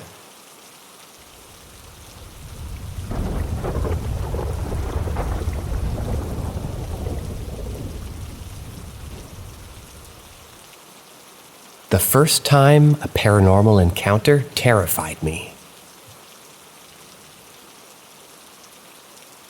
I want to preface this by saying that I don't know whether or not I actually believe in the paranormal, but what happened to me back when I was a kid was definitely abnormal, to say the least. I was 5 at that time, yet I remember it as clear as day. I'll start by giving you a little layout of the apartment as I remember it. My bedroom was down a really, really long hallway, and the light bulbs in my mother's apartment would always burn out. I was used to it, and I wasn't scared of the dark. That all changed that day. My mother's bedroom was on the opposite end of the hallway, next to the living room and in front of the bathroom. I was drawing in my bedroom, way past my bedtime, when I heard a knock on my door. I understood I was found out, and I apologized before turning my lamp off. Suddenly, the doorknob on my bedroom door started shaking violently. I thought my mom was freaking out on me again, and I was kind of a pretty brave kid who didn't let myself get intimidated. I walked right through the room and opened the door, but there wasn't anybody. I don't know why, but I was suddenly overwhelmed with fear. I don't think I've ever been this scared in my life to this day, yet I've had weirder things happen. I ran down the dark hallway, and I was under the impression that something chased me through the darkness, but didn't see anything. I got to my mother's bedroom and snuggled up with her for a while she was sleeping. Unfortunately, she had pretty violent nightmares that would sometimes cause her to punch holes in the wall. And this day, she punched me in the face. I would have spent the rest of the night crying on her bedroom floor if she hadn't woke up to comfort me. There's been a lot more things that happened in that apartment, including incidents with shadow figures.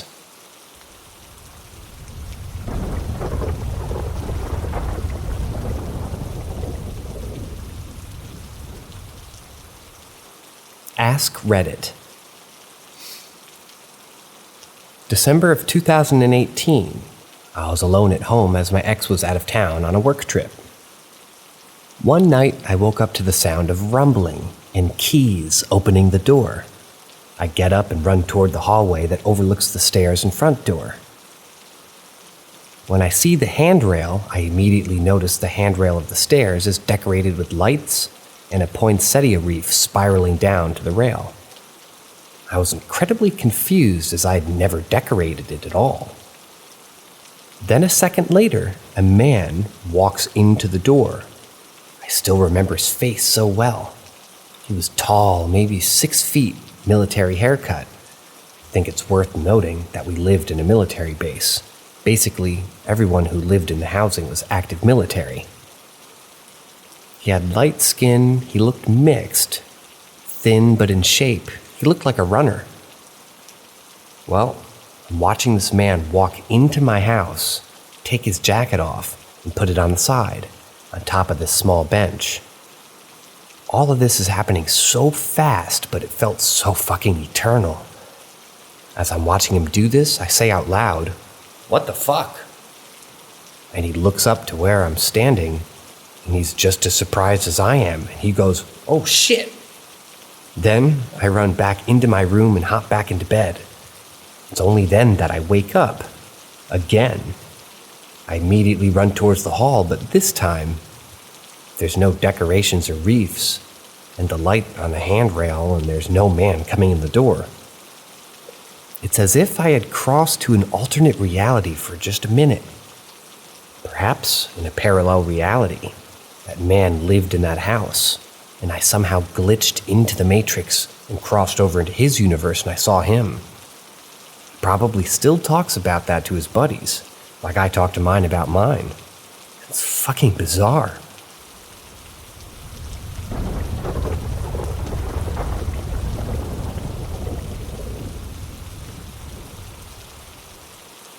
Ask Reddit 2. Oh boy, buckle up because I have one or two with a ghost or spirit and another with a cryptid. About 3 years ago, I was walking up a trail with my wife, and she's kind of sensitive to the paranormal. She was the first to get that weird feeling about the part of the woods that we wandered into, while it took me a bit longer before that gut feeling came in. We decided to ignore it and push forward, thinking there was probably an animal nearby, and we're just freaking ourselves out. Yet, we get another 100 yards or so down the trail, and I feel this burning on my back, and we decide to go back home. We get home and take my shirt off and find 3 long claw marks going down my back. She sages me and sprinkles this oil stuff on me, and the scratches disappear. Well, that's definitely strange. Cryptid story. About this time last year, I was hiking up a trail through some old native land, known to have burial mounds visible from the trails. I get walking a good ways down the trail and catch something out of the corner of my eye, standing on top of one of the grave mounds. But it's gone when I turn to look. For another 1/2 miles or so, I feel like there's something watching me, and I swear I've been hearing soft whistles from the woods around the trail, so I decide to whistle back. No sooner than I finish my whistle, a rock came flying past my head, bouncing off the tree beside me. I've stopped going into the woods since then.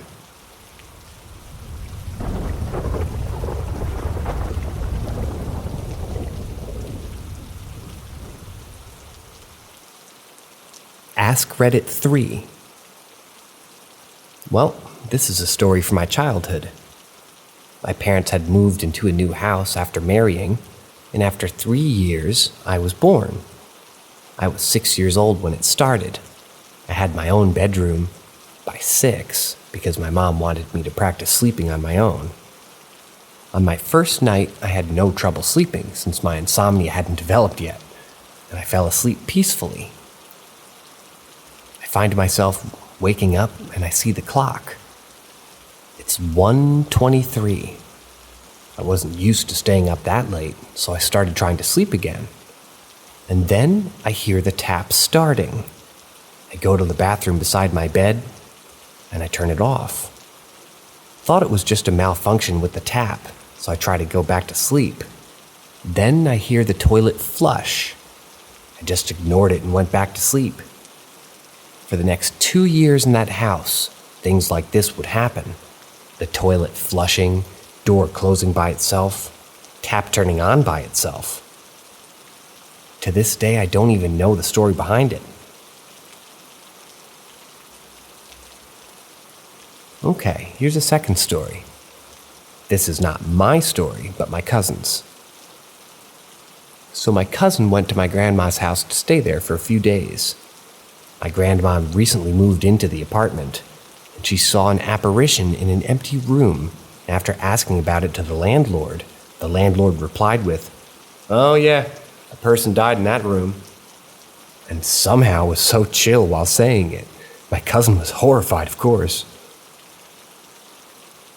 Third story. Yeah, I have a lot of paranormal stories. My grandma's husband, otherwise known as my grandpa, had passed away, and she saw an apparition of him. She described it as a figure wearing a white dress while smiling. The smile was so warm and beautiful that it filled my heart with joy, she said. It was very weird listening to, honestly. Fourth story. Oof. Apparently, my grandpa was some kind of magician who could do some amazing stuff. My grandma and my dad would tell me some stories like, he could make water float in the air by chanting some kind of spell. Things like that. It was very, very weird. Fifth story. Big oof. So, apparently the apartment above mine, in which I live in now, had some pretty crazy stories. The apartment is still uninhabited to this day, since no one wants to live in the place with so many stories like this. You can hear laughing and screams from the apartment, confirmed by me. And if you rang the doorbell, the door would open. This has not been confirmed from me, but a lot of people from the neighborhood saying this.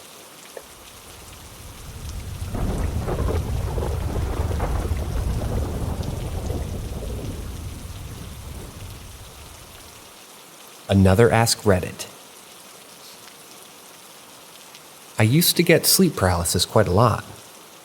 One night I had a lucid dream. It started out that I was at work and I had super strength. I've had dreams like this before, and usually no one cared that I had superpowers. This time, everyone was admiring me and making me feel like I was a real hero. I got hurt on the job, so I had to go see the boss. At first, I was talking to the boss and things seemed pretty normal. General questions about the injury and stuff like that. Then he asked me, "What do you think about the powers I've given you?" And his face looked off somehow, just wrong. At this point, I realized I was dreaming, but I couldn't get out of it, or rather I didn't wake up. It just kept going while he started offering me more power if I wanted it. I don't know how to explain it, but I didn't feel like this was coming from my subconscious. It felt external and it felt sinister. Feeling like my soul was in jeopardy, I grabbed him and threw him through this door that appeared. It was a door to the void.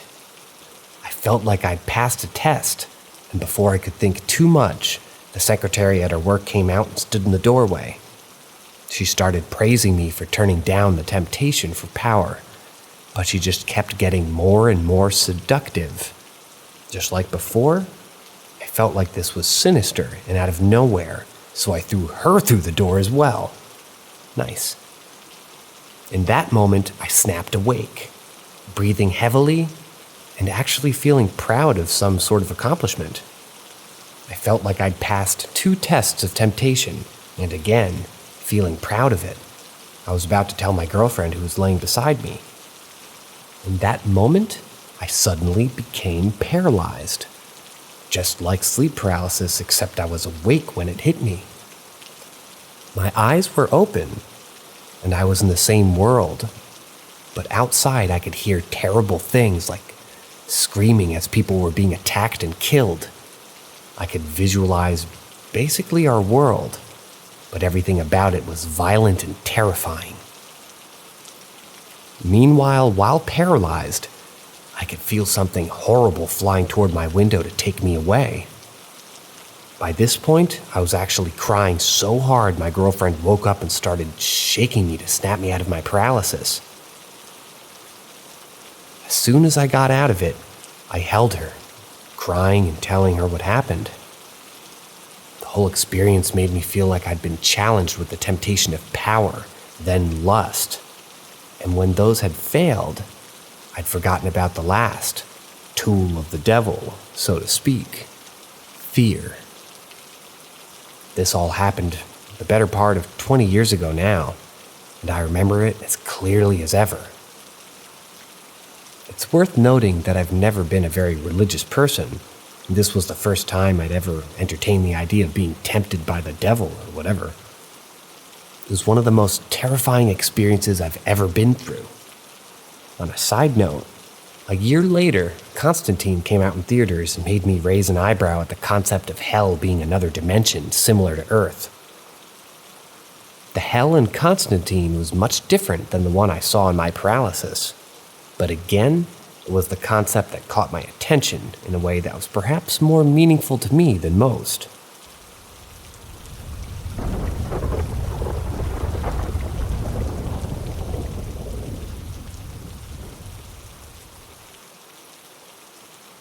Ask Reddit again. Okay, so I'm going to add my own story now. Though, this is almost a dead post.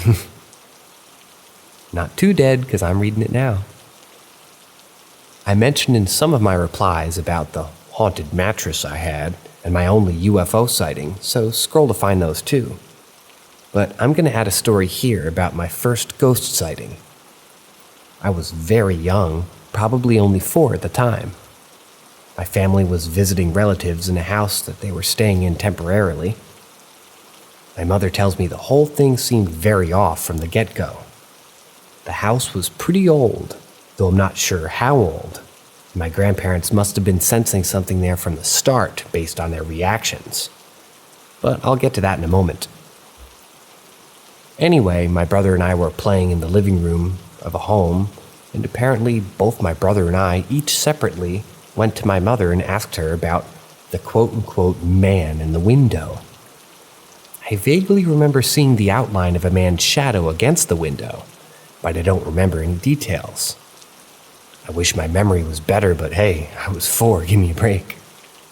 My brother was asking, why aren't we talking to him? To give a bit of context here, our family is massive. We have a ton of extended family, cousins, aunts, uncles, all that. So it wasn't too uncommon for us kids to meet complete strangers at family gatherings, which is why my brothers and I were not terrified of the strange man. My mother looked in the living room and saw no one in there and asked my brother where the man was. Over there against the wall by the window, he replied, and pointed to the area where the man was. At this point, my mother was confused and my grandmother overheard the conversation and came over to us. "What is it?" she asked, and my mother explained what we were saying about the man. She immediately got a bottle of anointing oil and went through the entire house praying and putting oil above every doorway. My grandfather was previously a pastor of a Methodist church, so it was a reflex reaction that anything even remotely like a ghost or demon had to go.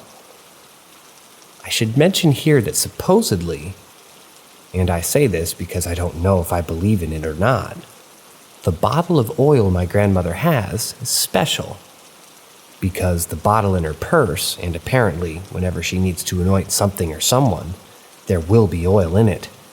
I don't know if I believe this, but I digress.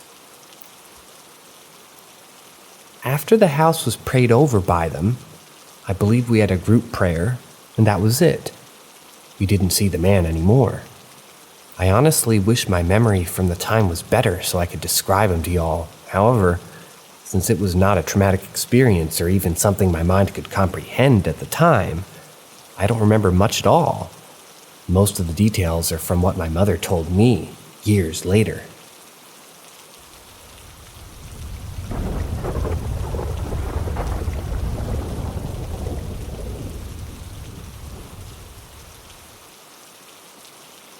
Not me, but my grandpa's story. A little insight about my grandpa. He's about 70 years old and also has hallucinations periodically. Back a while ago, I was visiting my grandparents' house, only about 20 feet from the trailer I grew up in. My dad died when I was 7, and afterwards my family moved out to find job opportunities elsewhere. My dad loved the place. He would add all types of plants from his nursery job to the surroundings and build all types of things, like a special playhouse for my sister's 5th birthday. Fast forward to present day, and I'm talking to my grandpa when he brings up the trailer and how he uses it for storage of extra furniture that he has. Then he gets quiet and tells me in a low voice, "I've seen one here, Damazi." I ask him what he means, and he says that months back, he saw my dad taking a walk around the trailer. Grandpa called out to my dad, and my dad turned to him and said, "Hi, Wilson," and disappeared into the trees around the trailer. Later that same day, my grandpa is inside the trailer when he sees my dad stand outside on the yard in his work clothes. He turned to my grandpa and waves to him, then walked into the playhouse that was made for my sister. After my grandpa tells me this, I'm in complete shock, but in serious disbelief. Later, I remember thinking how crazy of a story it was to believe, but I couldn't help but wonder if my dad was still there, all those years after we had left.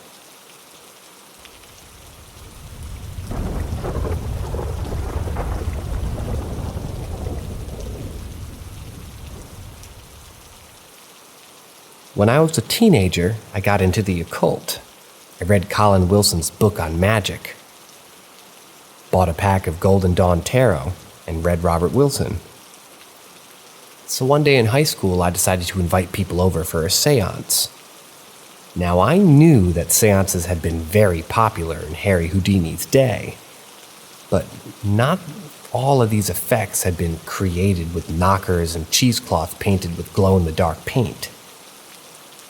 There was one famous pair, the Fox sisters, who did table rapping by noisily crackling their toe joints.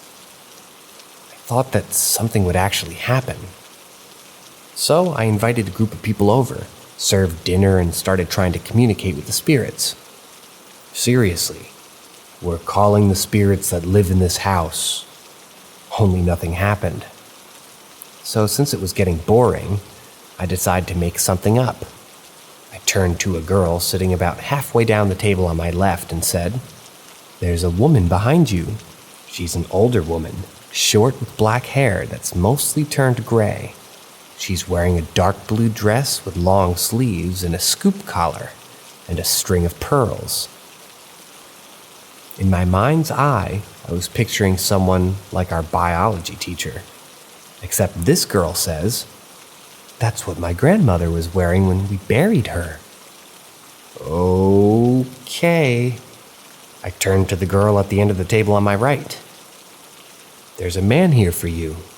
He's young, and he's dressed in a dark blue suit. He says you've never met, but he knows about you." She says, "My uncle was an Air Force pilot in Vietnam. He was shot down shortly after I was born, but my dad had sent him a letter saying I'd arrived." Nothing much else happened, so it just sort of stopped.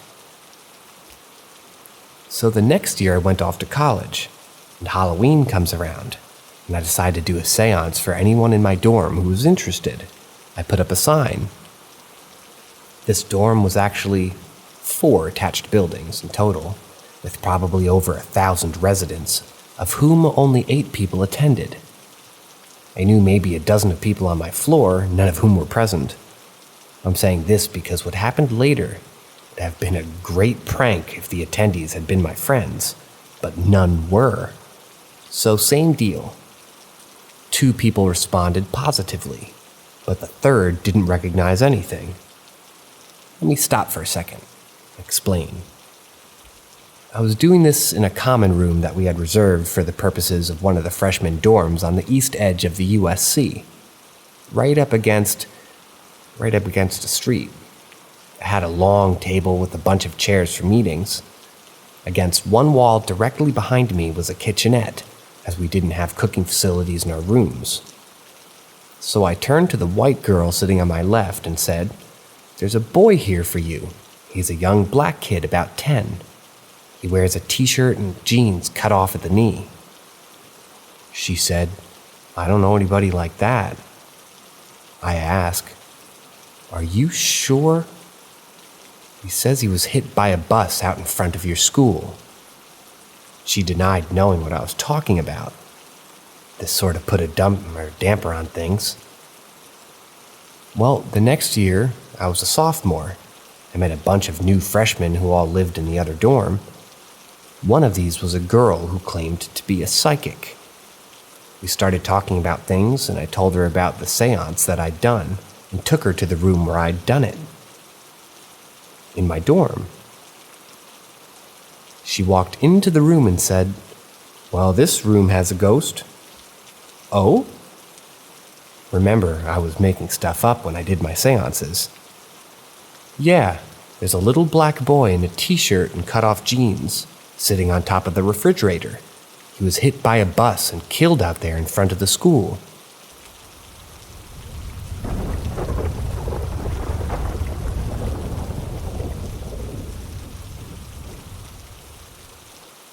When I was younger, I used to be very sickly.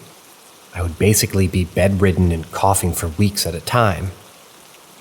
I was also prone to nightmares, especially one that kept repeating night after night. There would be a gray blob that would ooze through the window and hover over my bed. I would feel this sense of loss and somehow knew that the thing was responsible for it. The dreams would get more or less vivid depending on that severity of the particular sickness.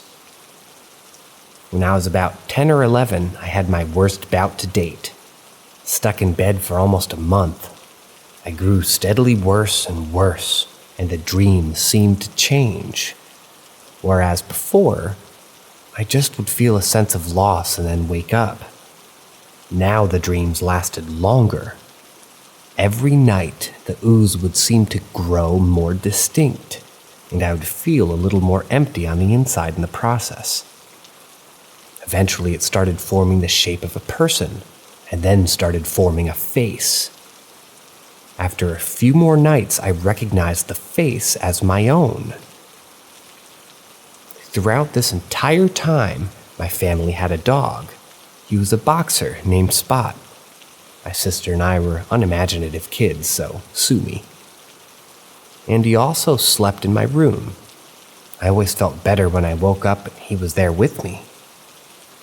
When I got sick this last time, my parents decided to keep him out of my room at night. They thought having him there was distracting and keeping me from getting the rest that I needed. It happened about 3 weeks into my bed rest. I fell asleep and the dream began again. The slime oozed into my room, hovering above me. I started to feel that sense of loss and emptiness. The thing floated above me started shifting and transforming until it looked like a duplicate of myself. Then something happened that hadn't in weeks since I had gotten sick. It opened its eyes, and its gaze was terrifying, floated down to the floor until it was standing over me. I was unable to move and I was terrified, though I couldn't explain why.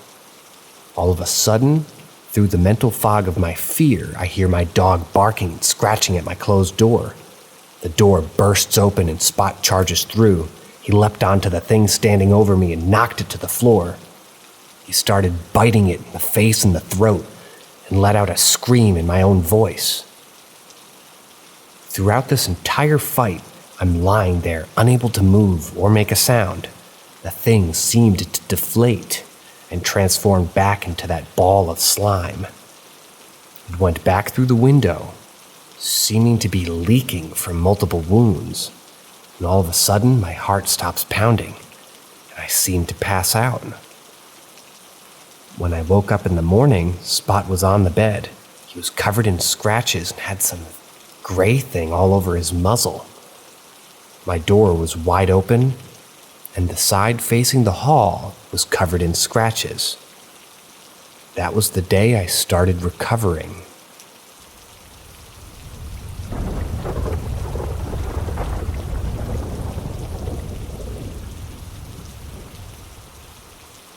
This story takes place around the time my son was 2 years old. One night, my wife and I had a pretty crazy and unusual experience that really freaked us out. When me and my wife first started to get serious and go out on actual dates, as opposed to late-night booty calls, I was introduced to her daughter. She was 3 years old at the time, and she's 10 now. She was the cutest little girl ever at that age. Obviously, as she grew, I spent a lot of time with her and her mommy. Fast forward a few years into the future, me and my wife decided to have a kid of our own. Being around for her daughter made me prepared to be a biological father. I never thought I'd have a kid of my own. I kept telling myself, nah, I don't want kids. But seeing this little girl smile and laugh made me feel like not having kids was a sad choice to make. Her daddy was still very involved in her life, so I try my best not to interfere with important moments of development between them two. Really made me feel like I was missing out on something special. When my son was born, it was the best day of my life. About a year after we brought him home, I noticed that every time I would carry him around, his attention would focus in our bedroom, particularly in the corner of the room by the closet. I'm not joking, guys. This kid would go out of his way by all costs to remain looking in this particular area. It would always give me the fucking chills. It was obvious that something was getting his attention, and he felt that he had to just keep looking at it, whatever it was. Fast forwarding again a couple of months later, he started to walk on his own. Now, I know it's pretty normal for children to be afraid of the dark, But at 2 years old, my son was terrified of it. The poor kid would not walk anywhere near the darkness. Me and my wife would work opposite schedules because working and babysitting at the same time was a bit of a juggle. When it was time for me to go to work, she was coming home. When it was time for me to come home, she was on her way to work. One day our schedules evened out and we were able to align a day off together. It doesn't happen that often, so we decided to take advantage of the day. We spent the whole time having fun and ended our night with dinner at a restaurant. It was around 9 p.m. when we got home. We were all so exhausted from having a fun day and decided that we were all going to go to sleep. We must have fallen asleep completely around 10 p.m. My son was on my left side, I was in the middle of the bed, and my wife was on my right side. My daughter was in her room. As I was asleep, I remember suddenly being somewhat conscious. Not because I wasn't tired, felt more primitive than that. I can't really explain this part, but I'll try my best to be descriptive. I was in a dead sleep, but simultaneously felt conscious. I remember feeling overwhelmed and completely filled with intuitiveness, like something really fucking bad was about to happen. Then I opened my eyes. I couldn't help but feel like I was supposed to wake up at this exact moment. We live on a main street. I don't give a fuck what time it is. It's always noisy. But when I opened my eyes, I remember hearing nothing. Complete silence. The type of shit that makes you feel like something bad is going to happen right now. And I remember thinking all of this. All of these things that I'm typing right now. I felt all of it at once. I remember the air was thicker than usual. It was filled with so much tension that you could literally fucking feel it. And just as fast as I'm feeling all of this all at once, because this is all happening within a matter of seconds, I thought to myself to check on my son. I rolled over to my left side and felt for his little body, but he wasn't there. He wasn't in the bed. When I reached over for him and didn't feel him laying down next to me, my heart sank to the bottom of my stomach, and suddenly, I knew what this intuitiveness was. I sat straight up in my bed thinking I was going to have to jump out and run around the house looking for him. I didn't have to do that. When I sat up, there he was. He was standing alone in the corner, closest to the closet. The room was very dark and the closet door was open. Inside of the closet was pure darkness, almost like a black hole within our room.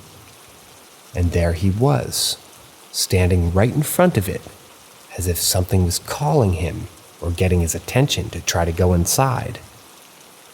And before I could even blink, before I could even say a word or call out to him to come back to bed, this kid screamed the loudest scream I'd ever heard him do to this day.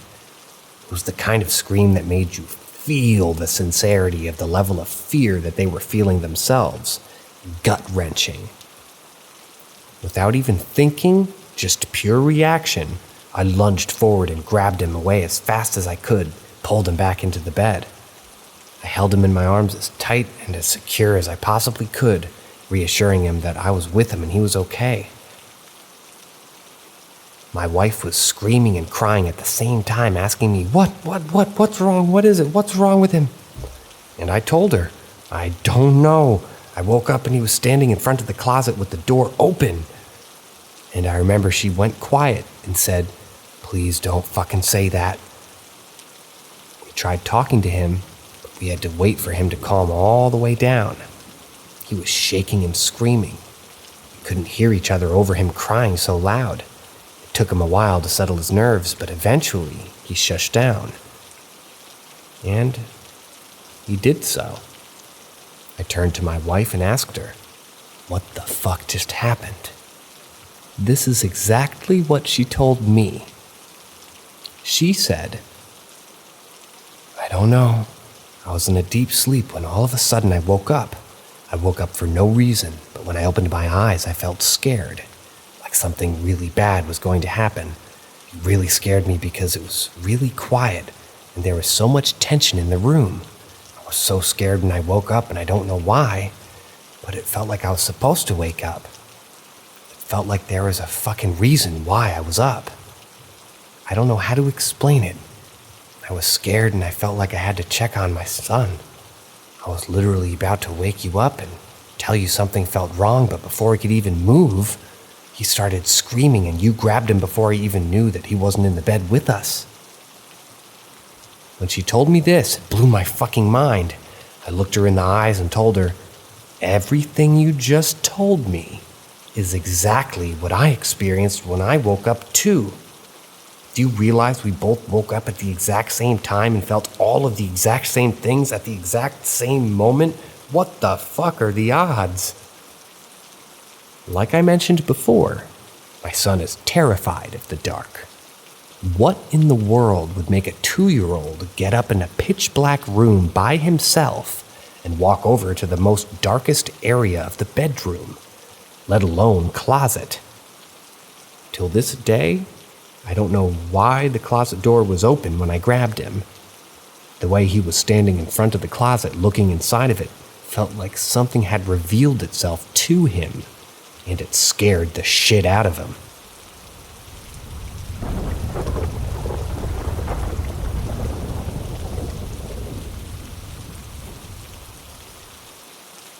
Night Terror, Part 1.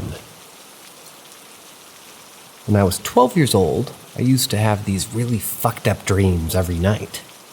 My environment was really bad. My family was full of drama. My life was full of downs more than I'd ever experienced ups. No matter how negative things were around me, I always had a positive head on my shoulders. The only time I would feel out of it was when I would wake up from a nightmare. That's when I would feel my most vulnerable.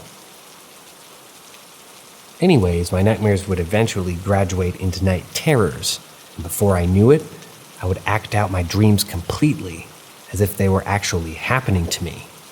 Sometimes they would get so bad that my mom or somebody, anybody really, would have to grab me and snap me the fuck out of it. The only problem with that was that sometimes I would be too violent to wake up.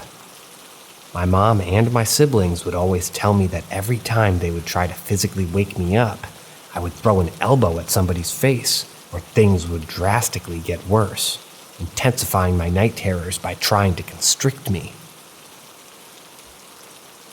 The last night terror I can recall really scared the living shit out of my family, especially my mother. She asked me what I was dreaming about, and when I told her about my dream, she had finally had enough and took me to therapy to see a counselor.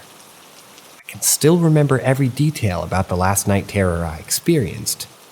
It still fucks my head up when I think about it. Night Terror Part 1. My dream started off with me and my sister walking around uptown Whittier in California.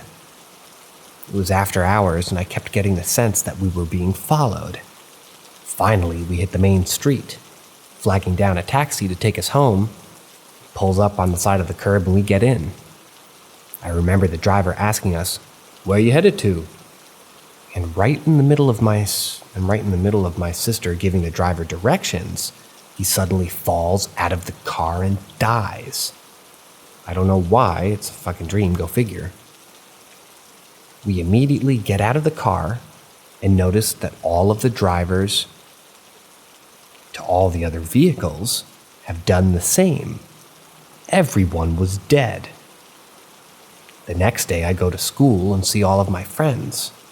I remember walking up to my group and saying, "Hey, weirdest thing happened to us last night. Everybody was dead and all the cars were in the middle of the road and it felt like someone was..." And in mid-sentence, everyone at my school just dropped dead. I remember feeling immediately frightened and extremely confused as to what in the literal fuck was going on. I took 2 paces backwards when suddenly somebody grabbed me from behind, grabbed a full fist of my hair, pulled my head back, and whispered into my ear, "You cannot prevent this. You You will not survive this. You're going to experience more pain than your little mind can possibly imagine. I want you to run. I want you to run for your life. It will be pointless because I will know where you're at. No matter where you go, no matter where you hide, before the sun sets, I will know what it's like to have your soul, motherfucker.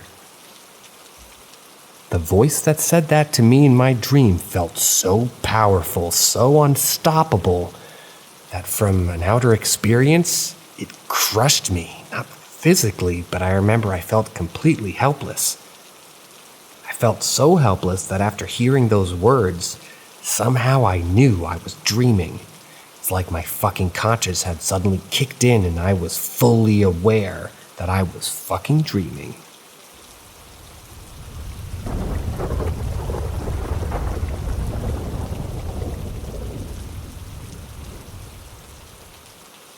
Night Terror Part 2.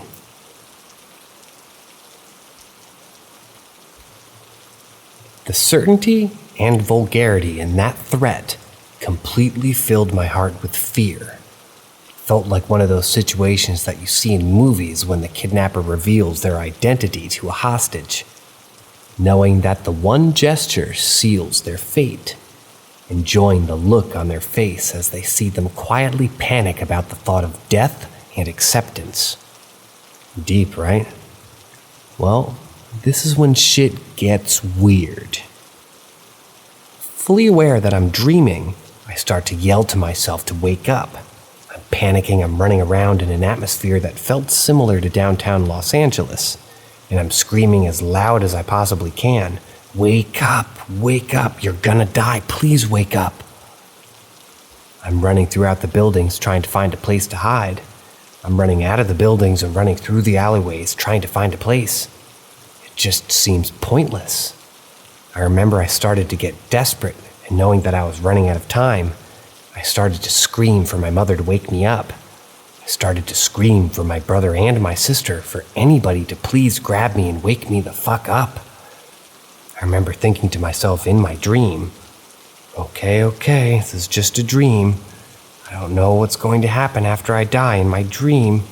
I don't know if I'm going to be able to feel whatever pain is coming to me, but I do know that this is a dream. Sooner or later, I'm going to have to wake up.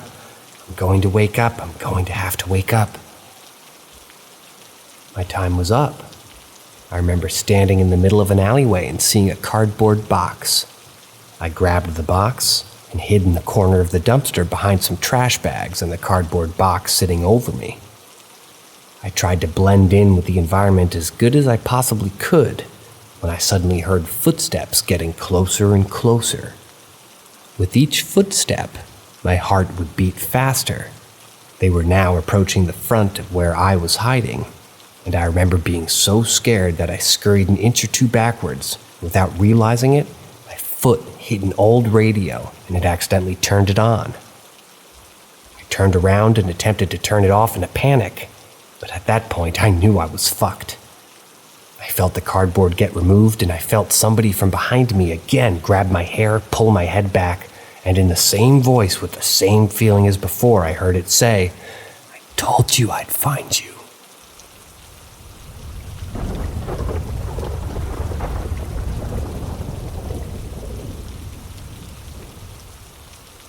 I can't see who or what it was, but I can hear a long and sharp blade getting pulled out with that same ring as if you were sharpening a knife. I grabbed on the wrist that had a handful of my hair in an attempt to break loose, and I kept screaming to myself, "I'm gonna wake up, I'm gonna wake up, I'm gonna wake up, I'm gonna wake up." I hear a downward thrust, and I knew that was it. I had just died in my dream. I remember everything slowly turning white, and I can still hear myself screaming. I can hear myself begging this guy to stop killing me, and I can hear multiple punctures of a blade going in and out of my body. Then the sound of me screaming slowly faded away, and all I could hear, and all I could see, was pure white. I remember thinking to myself, why haven't I woken up yet? Where am I? Am I really dead? I remember feeling oddly calm. Suddenly I can hear my mom's voice screaming my name and telling me to wake up. I can hear her crying and panicking, telling me to please wake up. But I wasn't scared anymore. All of my fears had gone and vanished, and I suddenly felt peaceful. I remember the white kept getting impossibly more white, so much so that it felt bright and blinding. I remember seeing a pair of hands suddenly emerge from the white, and I don't know why this felt like such an important part of the detail, but damn, they were the nicest pair of hands I've ever seen.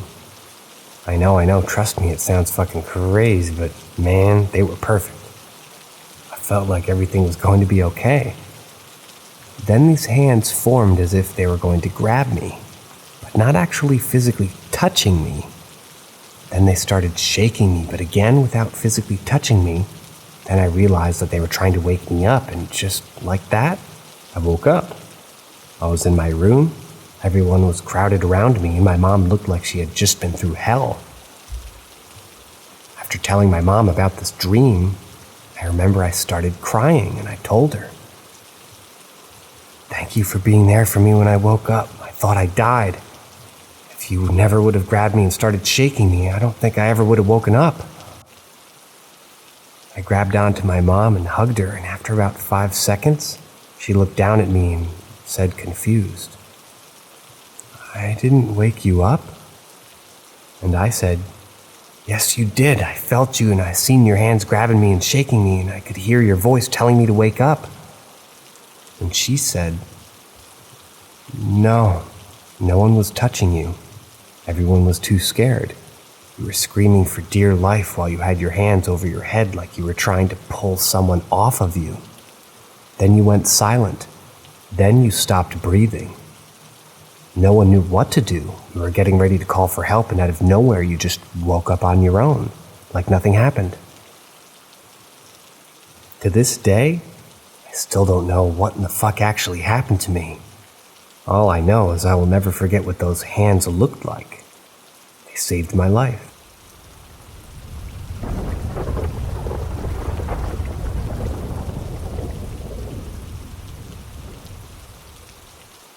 The day I left Earth, and anything resembling it thereof. So I'll start by saying this. I've never once smoked crack a day in my life. And it had been at least 15 years since I had ingested any type of hallucinogenic. Though I am a California pothead. Please refrain from making stupid comments about marijuana use, because anyone who actually uses marijuana knows you're not going to see an alien battleship appear out of thin air. It was the beginning of 2020, before COVID had hit. I want to say the end of January, early February. I was in my room in one fateful night in Southern California, and I was on a FaceTime call with a friend from Canada. I had 2 out-of-body experiences in the same night, both while still on a FaceTime call. The first one happened so fast I almost didn't even really believe what was happening. But not exaggerating, in less than the blink of an eye, literally milliseconds, I was looking at myself through my friend's eyes and was back in my own body. It was literally so fast, but when I realized I was back in my own body, it's like I had just received an operating system update. Hundreds of pieces of information were instantly downloaded into my head, all individually processed and categorized simultaneously, instantaneously. Things I'd wondered about for 10 or 15, 20 years just instantly downloaded into my mind and memory. Then at some point, a rough guess I'd say, maybe 10 or 15 minutes after that, I was still on the FaceTime call, standing on the side of my bed trying to process what just happened still, when my eyes were drawn to the wall at the top of my bed, where the pillows go. 1 second, I'm looking at the wall and noticing how the light's hitting it, and then suddenly I was in a field. But it was not like any field I've encountered here on Earth whatsoever. Dimly lit, with no real definite shape to anything, and it appeared that I was in a cloud of mist. At first glance, it didn't appear that the field was all that big, but then I remembered looking from side to side to see where I was, and I remember the mist extending forever, like an infinity pool. I could tell you I wasn't in my physical body, and it felt like I would have been right in the other side of my own wall, essentially in my neighbor's grass looking down at my room at a 45-degree angle. At that point, I remember thinking to myself, where am I? But it didn't feel like a normal thought, almost as if I spoke it, but I couldn't audibly hear it. Then as soon as I thought this, I was overtaken by the most intense, overwhelming light and presence and aura I've ever encountered, like looking into the sun if the sun were 1,000 times brighter and more intense. I literally can't stress the intensity of this light more. And then next thing I know, I'm sitting up off my bed, consciously back into my physical body, in my room. I had my phone in my hand, and I picked it up to find my friend was still on the FaceTime call. But she didn't let on that anything had just happened. She literally just smiled at me, as if not a single thing had transpired. Been reading the Bible ever since, and I promise on everything, I had not read the Bible a single day in my life before that, never even once. About a week after this, my mom confirmed a belief of mine. Having had more close encounters than I can chalk up to coincidence, I told her I felt I had a guardian angel watching over me, and my paternal grandpa's last dying wish confirmed this for me.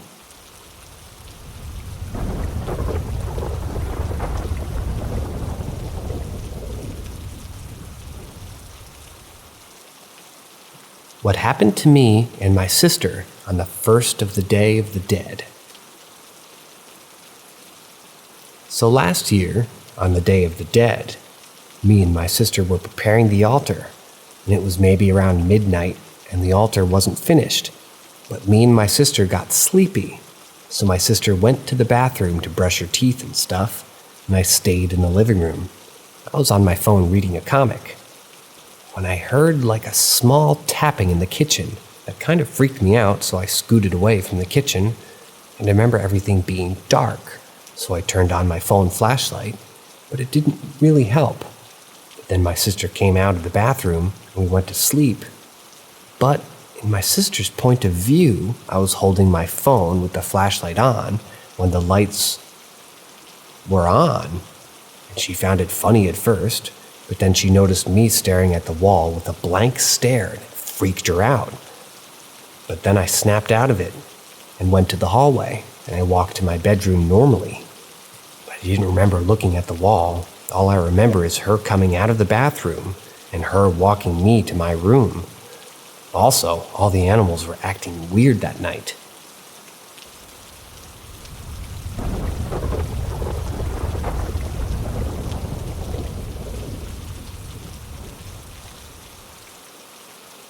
Creepiest thing that ever happened to me.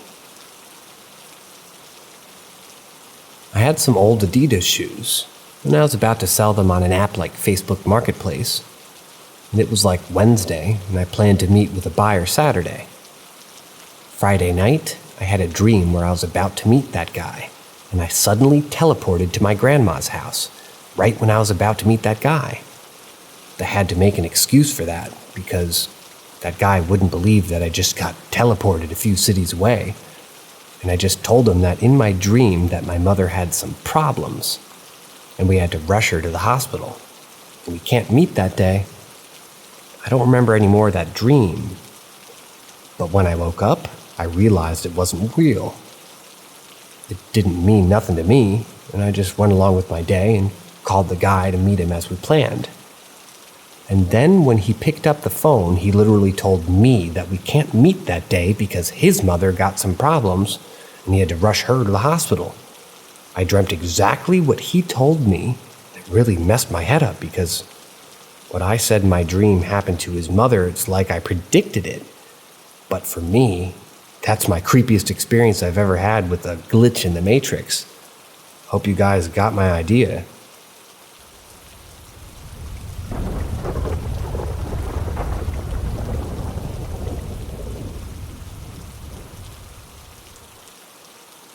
I think I'm dealing with a mimic. Maybe something else. I seem to have an ongoing problem hearing knocking on my door in the middle of the night. Half the time I chalk it up to weird dreams, as I'm usually half asleep when I hear something, and usually have a precursor of a strange dream beforehand. Tonight was a little bit different, though. Sure, I was half asleep when I heard my husband's key jingle and the lock on the front door click. About that time, the baby started fussing, so I passed her a pacifier. Awake enough now, I could hear my husband walking around the living room. I head to the restroom. I do what I gotta do, still hearing his keys jingle as he walks, then silence. I go to the living room, no husband, door locked, no car in the drive, front porch light off, and even texted him to see if I was still at work. He works two counties over, and he assured me that he was still on patrol. To clarify the whole carbon monoxide thing I keep seeing on similar posts, we live in a fully electric trailer in the county, no gas whatsoever. To add, as far as I know, nobody has ever died in this trailer. It's from the 70s, however the previous owners were up to no good, mostly drug involvement. Shut up, Gecko. And I have suspicions that their 7-year-old daughter may have been involved in an unwanted act. As when we moved in, they left belongings behind, including her toy box, which had a very small lingerie in it, as well as an exterior lock on her door and a window that opened only from the outside. Probably not relevant, but bad acts can bring bad energy. We've had the house cleansed. I can say for sure with what, but it wasn't sage. Sorry, I can't say for sure with what, but it wasn't sage. It was some bag of herbs now stapled to my son's wall. A few stones, incense, and some kind of fragrant wood was burned. But it hasn't stopped the dreams. The knocking, and now it sounds like whatever wanted has finally made its way inside. Let me know your thoughts in the comments. Maybe some suggestions.